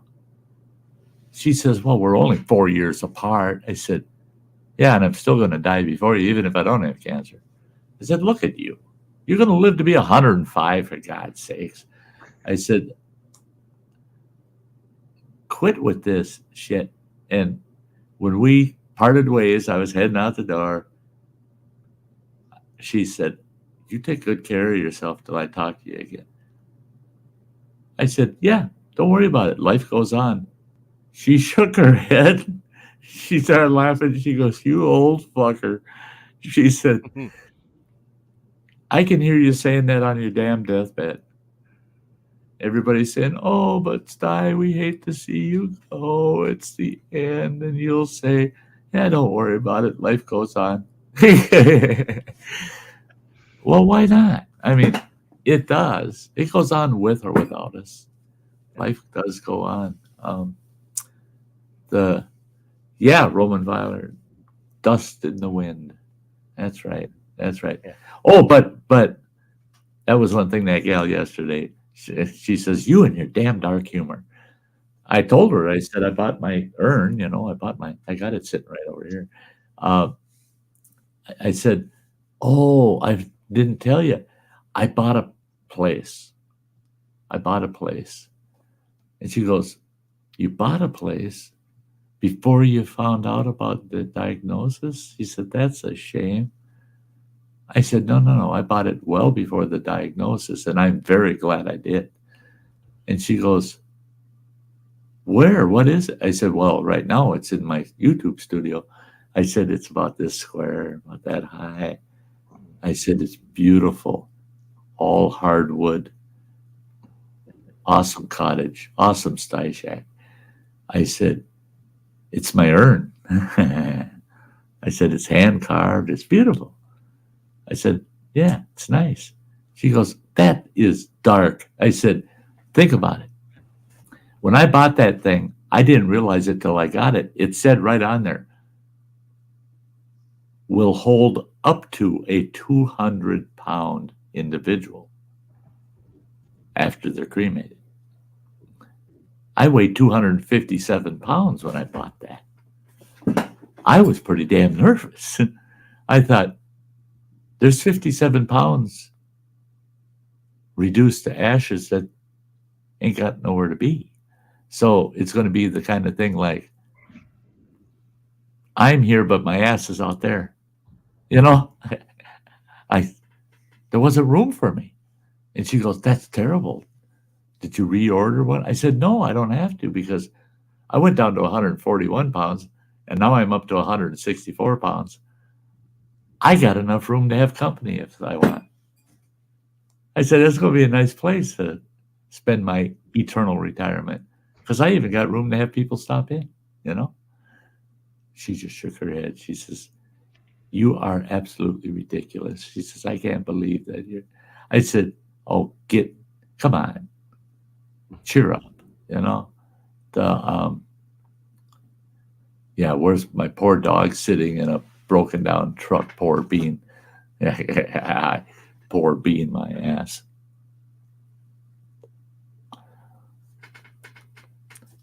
Yeah. I think most of the time Bean's worst situations are some of our best situations. Yeah. When he's feeling bad, the rest of us are feeling miserable. He's pretty good with it, just about anything. Uh-huh. Mr. Shannon Knight. I'm There you off go, to an Mike. adult chat room. Adult chat room. Now to talk about some hardwood I found. See you guys later. Love you like family. Sty. Bye. You bet, Mr. Shannon. Yeah, let's go to an adult chat room and talk about the wood we all found. Yeah. You know, I've told a couple of girlfriends that had gone camping with me. They said, shouldn't you be out looking for wood for in the morning? I said, oh, shit. I guarantee you there's always wood in the morning. Don't worry about it. Yeah. You go camping with the right girls. Yeah, there's always wood in the morning. Yeah. Don't have to go looking for it. Hey, Dutch Prepper, good to see you. Good to see you. Oh. Yeah. Yeah, Mike, that's a hell of a harness. Yeah, Bean's got some nice harnesses. Yeah. Yeah. Yeah, harnesses and jackets, sweaters. Santa Some more suit. clothes than I do. His Santa suit. Yeah. Beaner. Yeah, bunch of these here. All his bow ties and stuff. For when you guys are stepping out for a formal occasion. Yeah. Yeah. Oh, hey, by the way, Rod and Water. I don't do formal. All right. I'll do a formal, but not formal. But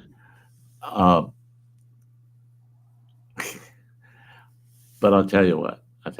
This is something to think about when you're home this spring, just to prep for next fall. When we have, then by next fall, we'll have to do rearranging and stuff in here. Right. But the hospice team on Friday was telling me that they were looking at the house and how they would set me up. And they've got the exact same concern I have. The gal's checking out the front entry here. She goes, that ain't gonna work. There's no way. Then we went and looked out the back. She goes, oh yeah, if everything's cleared out of the porch, basically up to the dryer, she said, that we could get it. I think we shouldn't have any problem getting in there. But to get a hospital bed in here, that's the bitch. That's the bitch. She says, yeah, that corner right at the front door. It's just no way. It's just No. because the frame on it, she said, with the wheels, the base frame, and then the elevator attached to it with the bed frame would be way too thick, too wide to ever make that corner. She said we'd literally have to disassemble the whole damn thing to get it in that door. But the back, she thinks there's enough room that they'll be able to swing and walk right into the kitchen with it. Except that we'll have to move the washer over by the bathroom door. Right, and just to have that open enough. But she said we wouldn't be touching it, that they'd have it delivered and set up, that the guys that would deliver it, that's what they do. And she said, and they got these roller bases it sits on and stuff. And she said, because you ain't picking it up. Even two men aren't picking it up. Right. She said, without the mattress on it or the side rails, she said 365 pounds. She said, two men aren't going to pick it up and carry it through the house. And she said, no, it's got to come in on rollers. They'll be able to back that. She looked, They'll back the truck in the backyard and ramp it right onto the back porch, right in. She said the only time they have to manhandle it is getting it off those rollers onto its own wheels. Once it's up on its own wheels, then they can put it where they want in the room. But it was, yeah, Roman Filer says, the damn stairs, main level only. That day will come, but it ain't. We're nowhere near it now. I ain't giving up that bedroom, man. I'm gonna miss the bedroom so bad. I had to go 8 months without that bedroom, and now they took it away from me again. Yeah. Again, I want You're- to kill somebody, so I got a decent death penalty. That's yeah. Here we go. They're stealing my fucking room from me again. Them sons of bitches. I said, you people don't live with us. You don't have to do this shit. You don't have to give nothing up. You say, oh, we'll help you. Well, how do you help me not have to give that shit up? And the one gal was saying, a couple of the pieces of your furniture from upstairs, those can be moved down here. You don't even need the whole room down here, and there'd still be room to have some of those familiar pieces of furniture. I said, one I'd love to have is that china cabinet. It's not big, but my mom said that when I was 2 years old, I'd stand there and lick that cabinet at Grandma's because she had candy in the damn thing, and I couldn't figure out how to get the doors open. I'd stand there and I'd lick on the glass, and I'd get yelled at by my mom, quit licking Grandma's china cabinet, and Grandma would come in and say, you need a piece of candy out of there, don't you? Those were the days, man. All I got to do is lick glass and I get candy. Oh, hey. There you go. Roman, thank you, bud, but you don't have to be doing that shit. But I love the statement. Dr. Kevokian told me to smoke in bed. Yeah. The problem is I'm so immobile, I can't flick the lighter anymore. That's all right. We'll give you a candle. And we'll put it in one hand and we'll put a cigarette in the other, and you can just go ahead. We'll just make sure you can get a hold of a cigarette and light it with that lit candle in your bed. And then maybe we'll forget to tell you that you should put that candle out before we tell you it's nap time, Sty. Oops. Yeah. He had a bed fire. He was smoking in bed with a big ass burning candle. Uh-huh. Yeah, shit happens, right? Yeah, he was surrounded by these stool samples. Yeah, we were going to make the stool samples fire starters. Yeah. And that's the thing is they don't know what my symptoms will be at the end. Mm-hmm. And I just want to be able, I don't even have to be able to move my arm. If it can be propped up and I can have like something solid, even if it's just a big book where I could put a mouse on it so that I can surf the net and shit. Where I can prop both arms up so that my hands are in this position right here, and I can run the controller. Like Yeah. And so I can that. run the controller. Running Water and my youngest boy both said the same thing to me, and Running Water says he's already got it covered. It's already here. All I need is a flat screen TV that's close enough to my face that it looks like it's a 280-inch full wall. And to have that, you need a wall mount swing arm. Running Water says, oh, we already got that shit. Yeah, I was like, oh, what the fuck? So, and the doctor said to me, he said, those things you're describing to me tells me that right up to the last minute, you want to be able to be on YouTube, on the internet. You want to be able to play PS5 stream and watch whatever movie you want. He said, even if the rest of your body just don't want to do nothing. Yep. That's where you want to be. I said, the only thing that scares me about the whole process is if I were to lose my mind.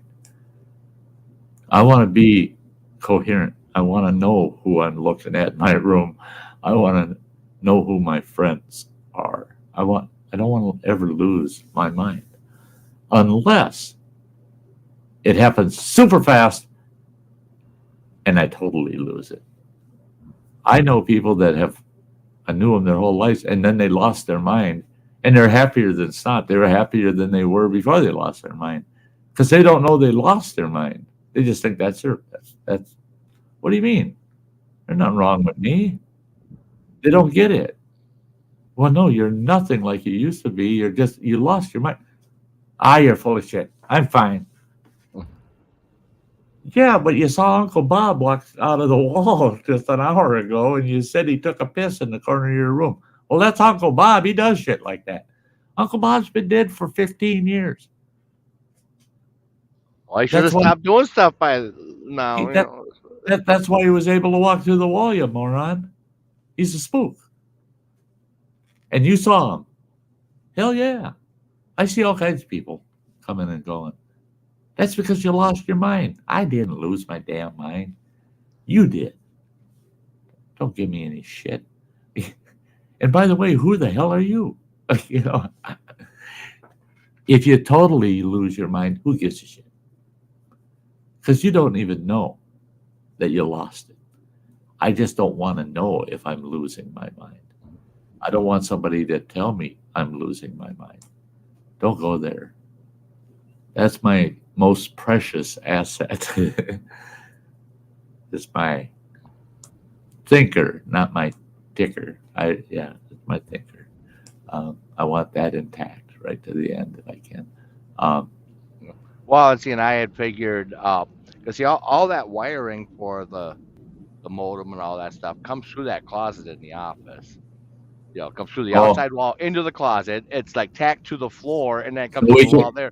So we can just reverse engineer it and go back the way it came. Right. Well, I was going to still leave the modem out there, you know, where it's at. Right. But I was going to run that Cat 8 line or whatever through just the run wall. Just run it through the wall. And then, because I wanted to have a direct line into that room anyway. See, and that's I keep trying to picture how this will transition, and I realize it's going to help you have some things already pre-established too. Mm-hmm. Because when I'm gone, they'll come and they'll get all that equipment out of the house. It'll all be gone. And you'll have that open space to do whatever you're ready to do. And it'll be nice to have certain things already in place, you know? Well, the big question is, you know, do you want to have my skull rug in the room there with you, or do you want to have a more neutral rug? Oh, that big that black and gray. Yeah, that new one is a big black and gray skull rug. You know, the only thing I'm concerned about is I wouldn't mind it in there at all. I just don't want it by any chance getting damaged. You know, so let me think about it. Because we got plenty of rugs around. Yeah. We got one that's still rolled up in the front room if we want to put that down, you know, to have a rug in that room. I don't.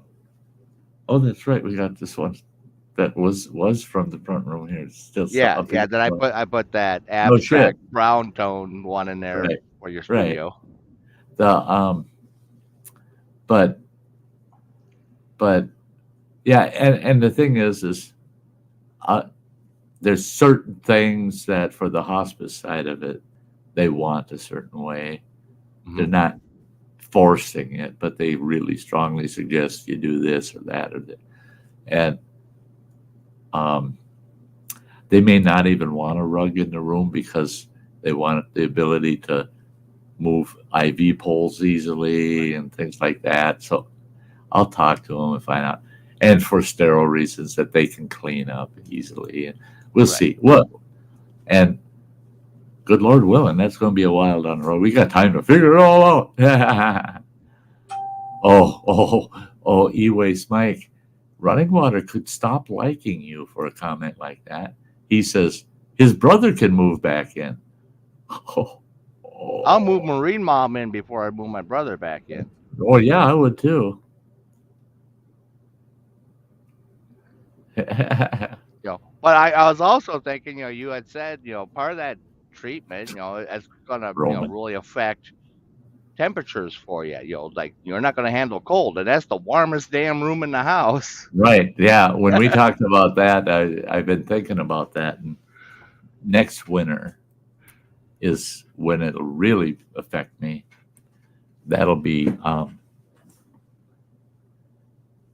that'll be a plus. A big plus is that room is very comfortable in the winter, and it can be very comfortable in the summer because we can pop a small air conditioner in that window. Mm-hmm. And Laura, my services coordinator, she's already on that.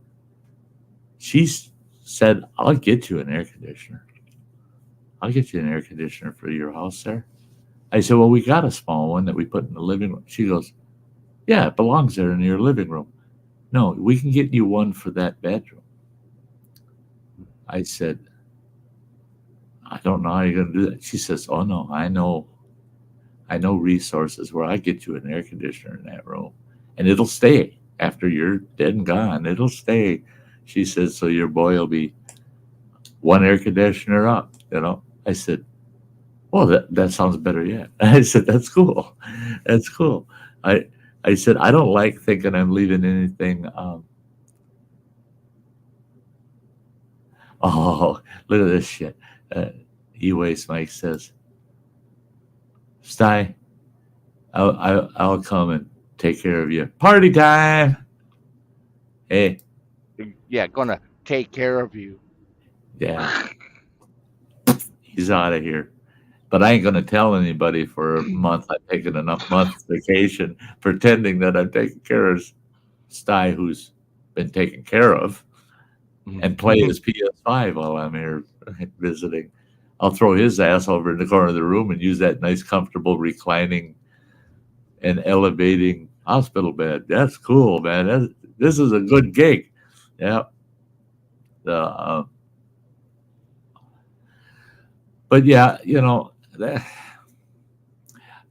I think about, and I've seen that, people that it gets, if the cancer ever moves to my bones, then they do certain things that make you're still a little bit mobile, but you can't move much because you break a bone just by moving the wrong way. But they put these cuffs on you and they run up through your hand. It's like a brace on your arm, and it runs up through your hand, and it usually has like a lip on it, and it's wrapped with like a fabric. The nice thing is but it's not tight. It's just to support your hand bones because they're very fragile, and it's curved so that your fingers can roll over the tops of it like that. You can still use your fingers and your thumb, but there's support. Nice thing about it is you straighten your fingers out. You can take a forceps, a long forceps, have someone that's doing your healthcare. I need a smoke. They clip that on the filter of your smoke, slide the forceps in that cuff, and you can use that forceps just like a roach clip and have your and you won't burn yourself or nothing, I'm thinking of the things I've seen in the past and experienced, and I go, I might get to apply some of those tricks that I've seen people use in the past. They could be looking like Cruella DeVille there, big old long. Long. Or they could put a big old ass water pipe next to the bed there with a hose coming out, with a clip on it that I can clip to my beard.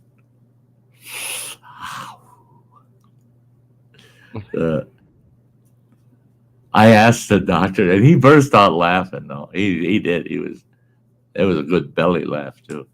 I told him, I said, you better help lobby our legislature and get medical marijuana approved, man, before I get to that bad stage. Because I'll switch up my tobacco. I said, as long as I got the tools and I can have the product prescribed by you. Just think of the cost savings on the other meds you're going to have to give me. You won't have to give me some of that. That's a whole new pain management system. He burst out laughing. He goes, no shit, man. I'd love to be able to do that. He says, that's a good point. That is a good point. I'm going to stress that. He belongs to the American Cancer Society and all these cancer organizations. He says, I'm going to push that. I'm going to push it. That they need to legalize it for those medicinal reasons. He said, and if we can get it pushed where someone like you can take advantage of it within the next 2 years, that opens the window for the eventually lead to the recreational side of things. And because he's not anti-weed at all. Yeah. E-Way says it's legal in Michigan. Run to the border, right? Yeah. That's. I taught a bunch of the locals here that they're using cannabis, but they, of course, they can't get it legally. What they want. Yep. But we need to push through, get lobbying on the Sty Act. The Sty Act, there we go. But see, that's the problem too now is the state of Wisconsin has taken the position that if you go to Michigan and you get it from Michigan and cross into the state of Wisconsin, you will be charged with trafficking. Yeah, so then the green plus sign in front of them where you can get medicine. Yeah, I sometimes make a small purchase for medication to reduce sleeping. Yeah, I want that here. We don't have any medicinal marijuana use in the state of Wisconsin. Not yet. I couldn't believe that people making a stink again out there in Colorado. I thought it was great, entrepreneurship. Girl Scouts sitting out front of one of those dispensaries and selling their cookies out there, and they're like, "No, you can't do that." It's like, what? They're making a lot of money for the Girl Scouts. Let them. Shit. No shit. Guys coming out is like, I got my quarter bag, and I'm gonna have munchies later. So, I can't believe it. Why don't they have a Frito-Lay delivery truck parked out front of each one of them joints?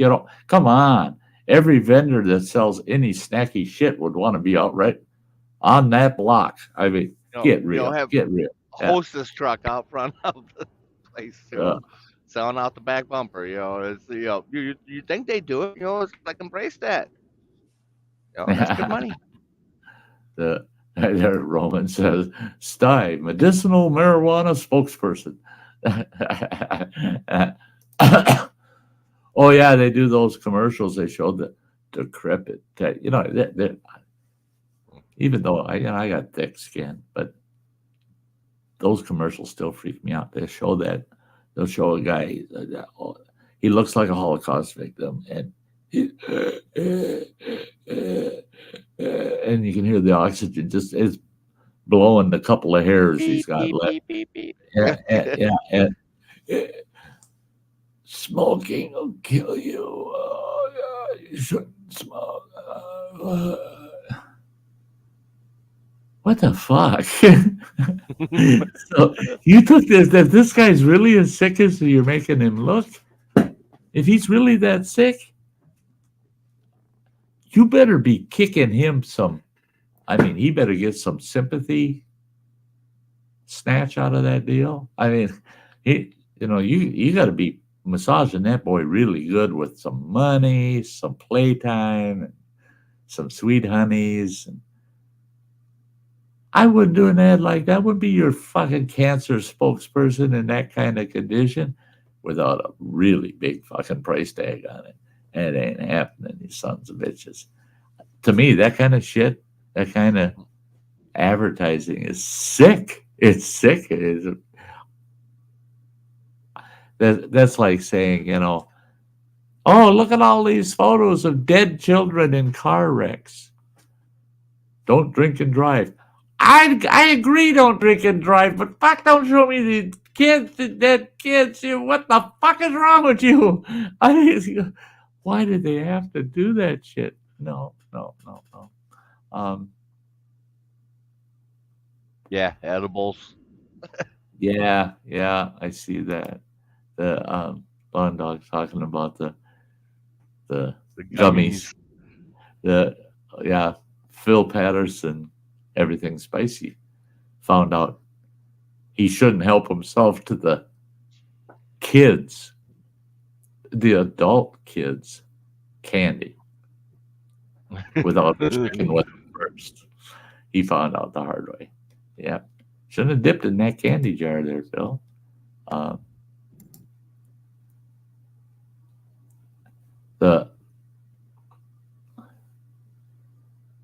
You know what gets me to sleep at night? This, Mike. I don't want to hear people say don't. Oh, Mystic Bunny said special brownies. I've had many of those. I love the crunchy brownies.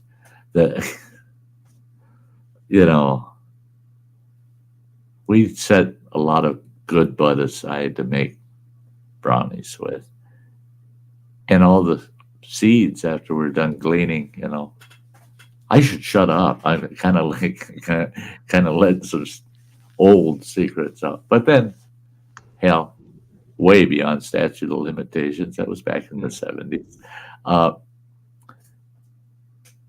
Everybody liked seed in their brownies for the texture. I mean, it's okay.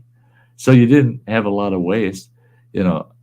Trying to smoke up seed is a son of a bitch. That's like trying to eat out of the popcorn popper while it's popping. I mean, don't go there. It ain't good. Special brownies, love them. Lawn Dog is talking about how it makes them sleepy, but it really isn't giving them that serious sleep. I still have a ton of pain across the scar tissue on my right rib cage. It's nasty. In fact, I'm feeling some now. It's coming on. But if I sit with that arm elevated, within an hour or two, it starts to ache. If I got the arm down by my side, within an hour or two, it's hard to lift. If I don't keep it mobile, the pain really starts setting in bad. Down the front of me, it's not as bad anymore, but it's still, if I'm touching it, even if I hold a pillow against it, it's a very irritating type pain. I get through it through the day. I don't need nothing to cover up that pain. So what? It's pain. I can live through that shit. I'm a believer. You got to have some pain. You don't know if it's getting worse or better if you can't feel it. So don't get rid of all of it. Just get rid of enough to make you functional. And that, I'm okay with that level of pain. I can live with that. But I still know it's there, So I can tell am I getting worse or better? You can't tell if you're hurting yourself if you can't feel, So, but I couldn't sleep. After they gave me the news about what's happening to me now, that first week I wasn't sleeping at all. My doctor, a nurse practitioner at the cancer center, she squeezed it out of me. She said, Sty, you just looking at you, I can tell you aren't sleeping, are you? I said, no, I can't sleep. I said, with this news and all that shit going through my mind constantly, and then the pain level added to it, I can't even exhaust myself to actually fall asleep. Well, let me get back to you. Oh, shit, 15 minutes later, she's calling. She says, put your boots on, you're heading to the pharmacist because they already filled it for you. The doctor prescribed something for you, and he wants you to go get it right now. Get home, pop one, take a nap. I run down to the pharmacy. Oh, yeah, he gave me a script for oxycodone again. Then I find out Thursday. Now that was a week and a half ago. Find out Thursday from my pharmacist that he said he called and said, "I just kind of a reminder. You have a script here that can be filled on demand." I said, "What? I don't have any prescription that's I need now." He goes, "Oh, your next script for oxycodone."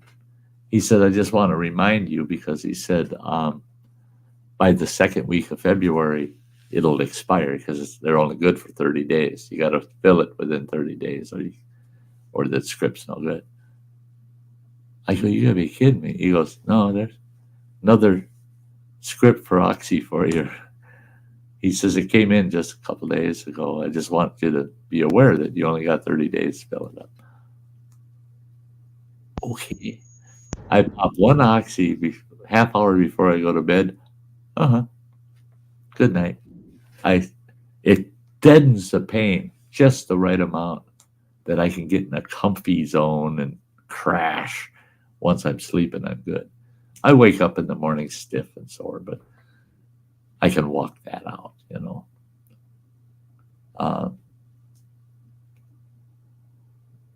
The Roman. Okay. What did he say here? The chronic masturbation puts me to sleep. I usually think about e-waste, Mike, but sometimes it's a team effort. So, in other words, Lawn dog might show up. Or it might mean that on occasion, e-waste Mike gets a reach around. Oh, sorry guys.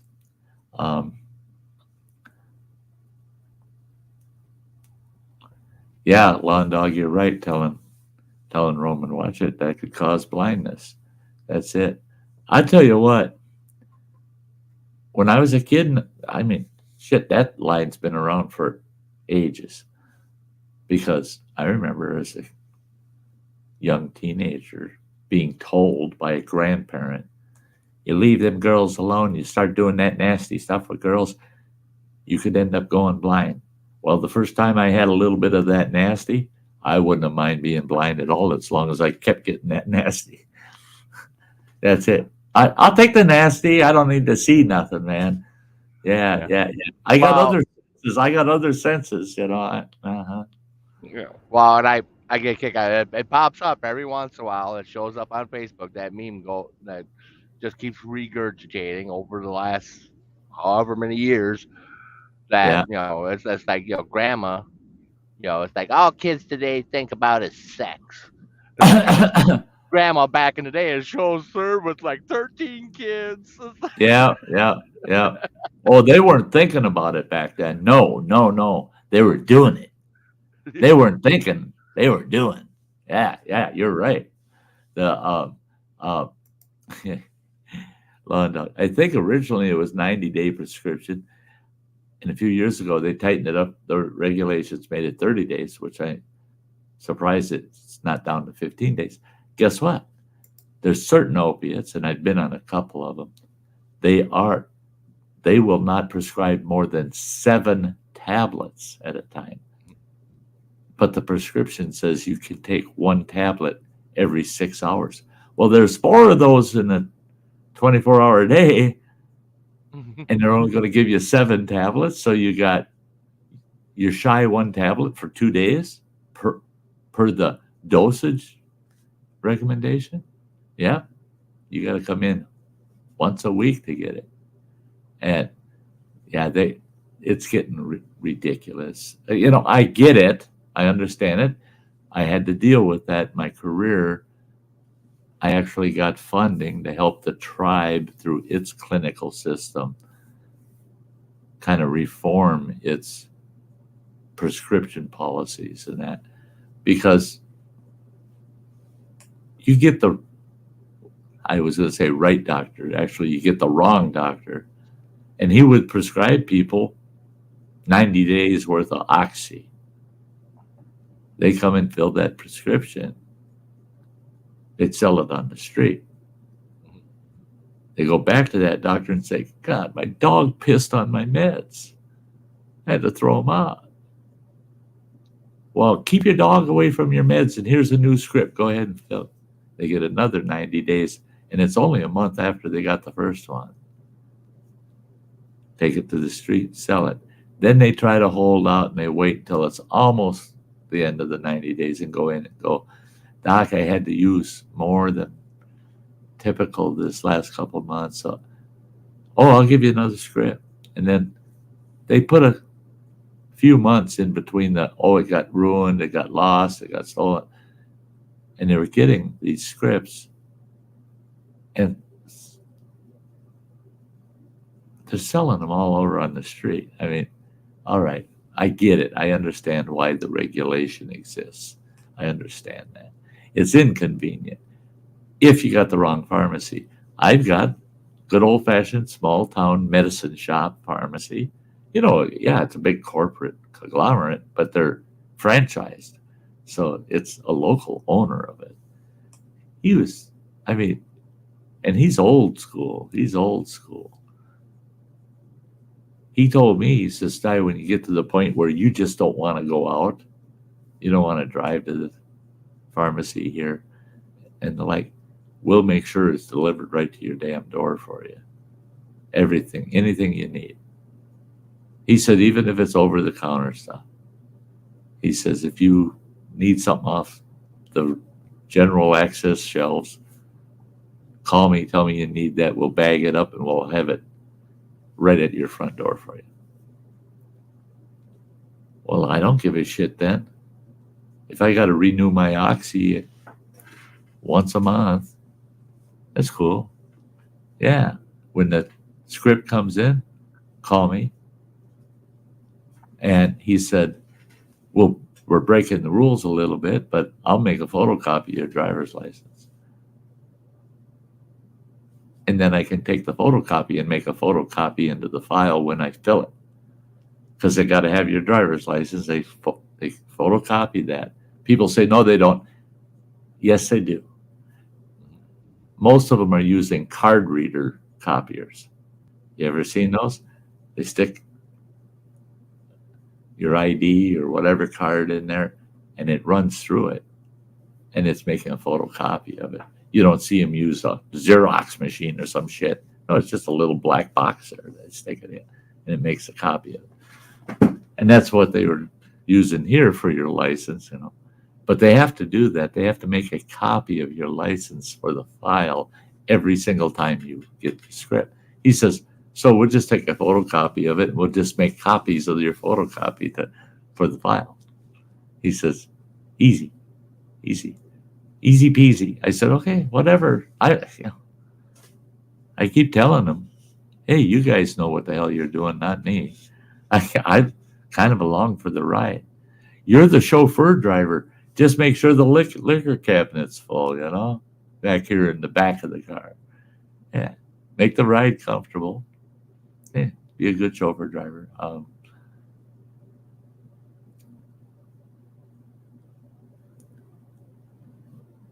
Yeah. Hey, we'll see you, Mystic Bunny. Yeah, guys, I hate to do it, but we're going to have to wrap it up. We've been going 4 hours today. And like I said, I visited with a person for over 9 hours yesterday. So I'm kind of feeling a little burned out. I need to go eat something. And then I think I'm going to take an evening nap. Why? Because I can. But man, it's been a blast, guys. It's been a blast. It's been fun. Running waters, as always. Yeah, it's great to see you. Roman Filer says he's trying to type with his toes. Hands are busy, eh, Roman? But Lawn Dog, is fun catching up. That's great. Yeah, I had a good time today, guys. You always make my day. You guys always make my day. Right now, at this stage of the game, everybody in my life is, that's all frosting on the cake for me. You guys are awesome. You're awesome. So with all the love in the world, guys, Sty's got to call it a day. And I want you all to stay safe and happy out there. And we'll see you next Sunday, same time. See how the week goes. I might throw a surprise stream out in the middle of the week someday. We'll see what happens. So, as usual, Running Water knows his old man can't help it. I got to go out on the front porch. There's a cute girl out there wearing a fur coat. I got to go do the jig with her. And then I'm going to go have my dinner. I don't know if I'll take her to dinner, but I'll do the jig with her. Until next Sunday, guys. All take care. Bye-bye.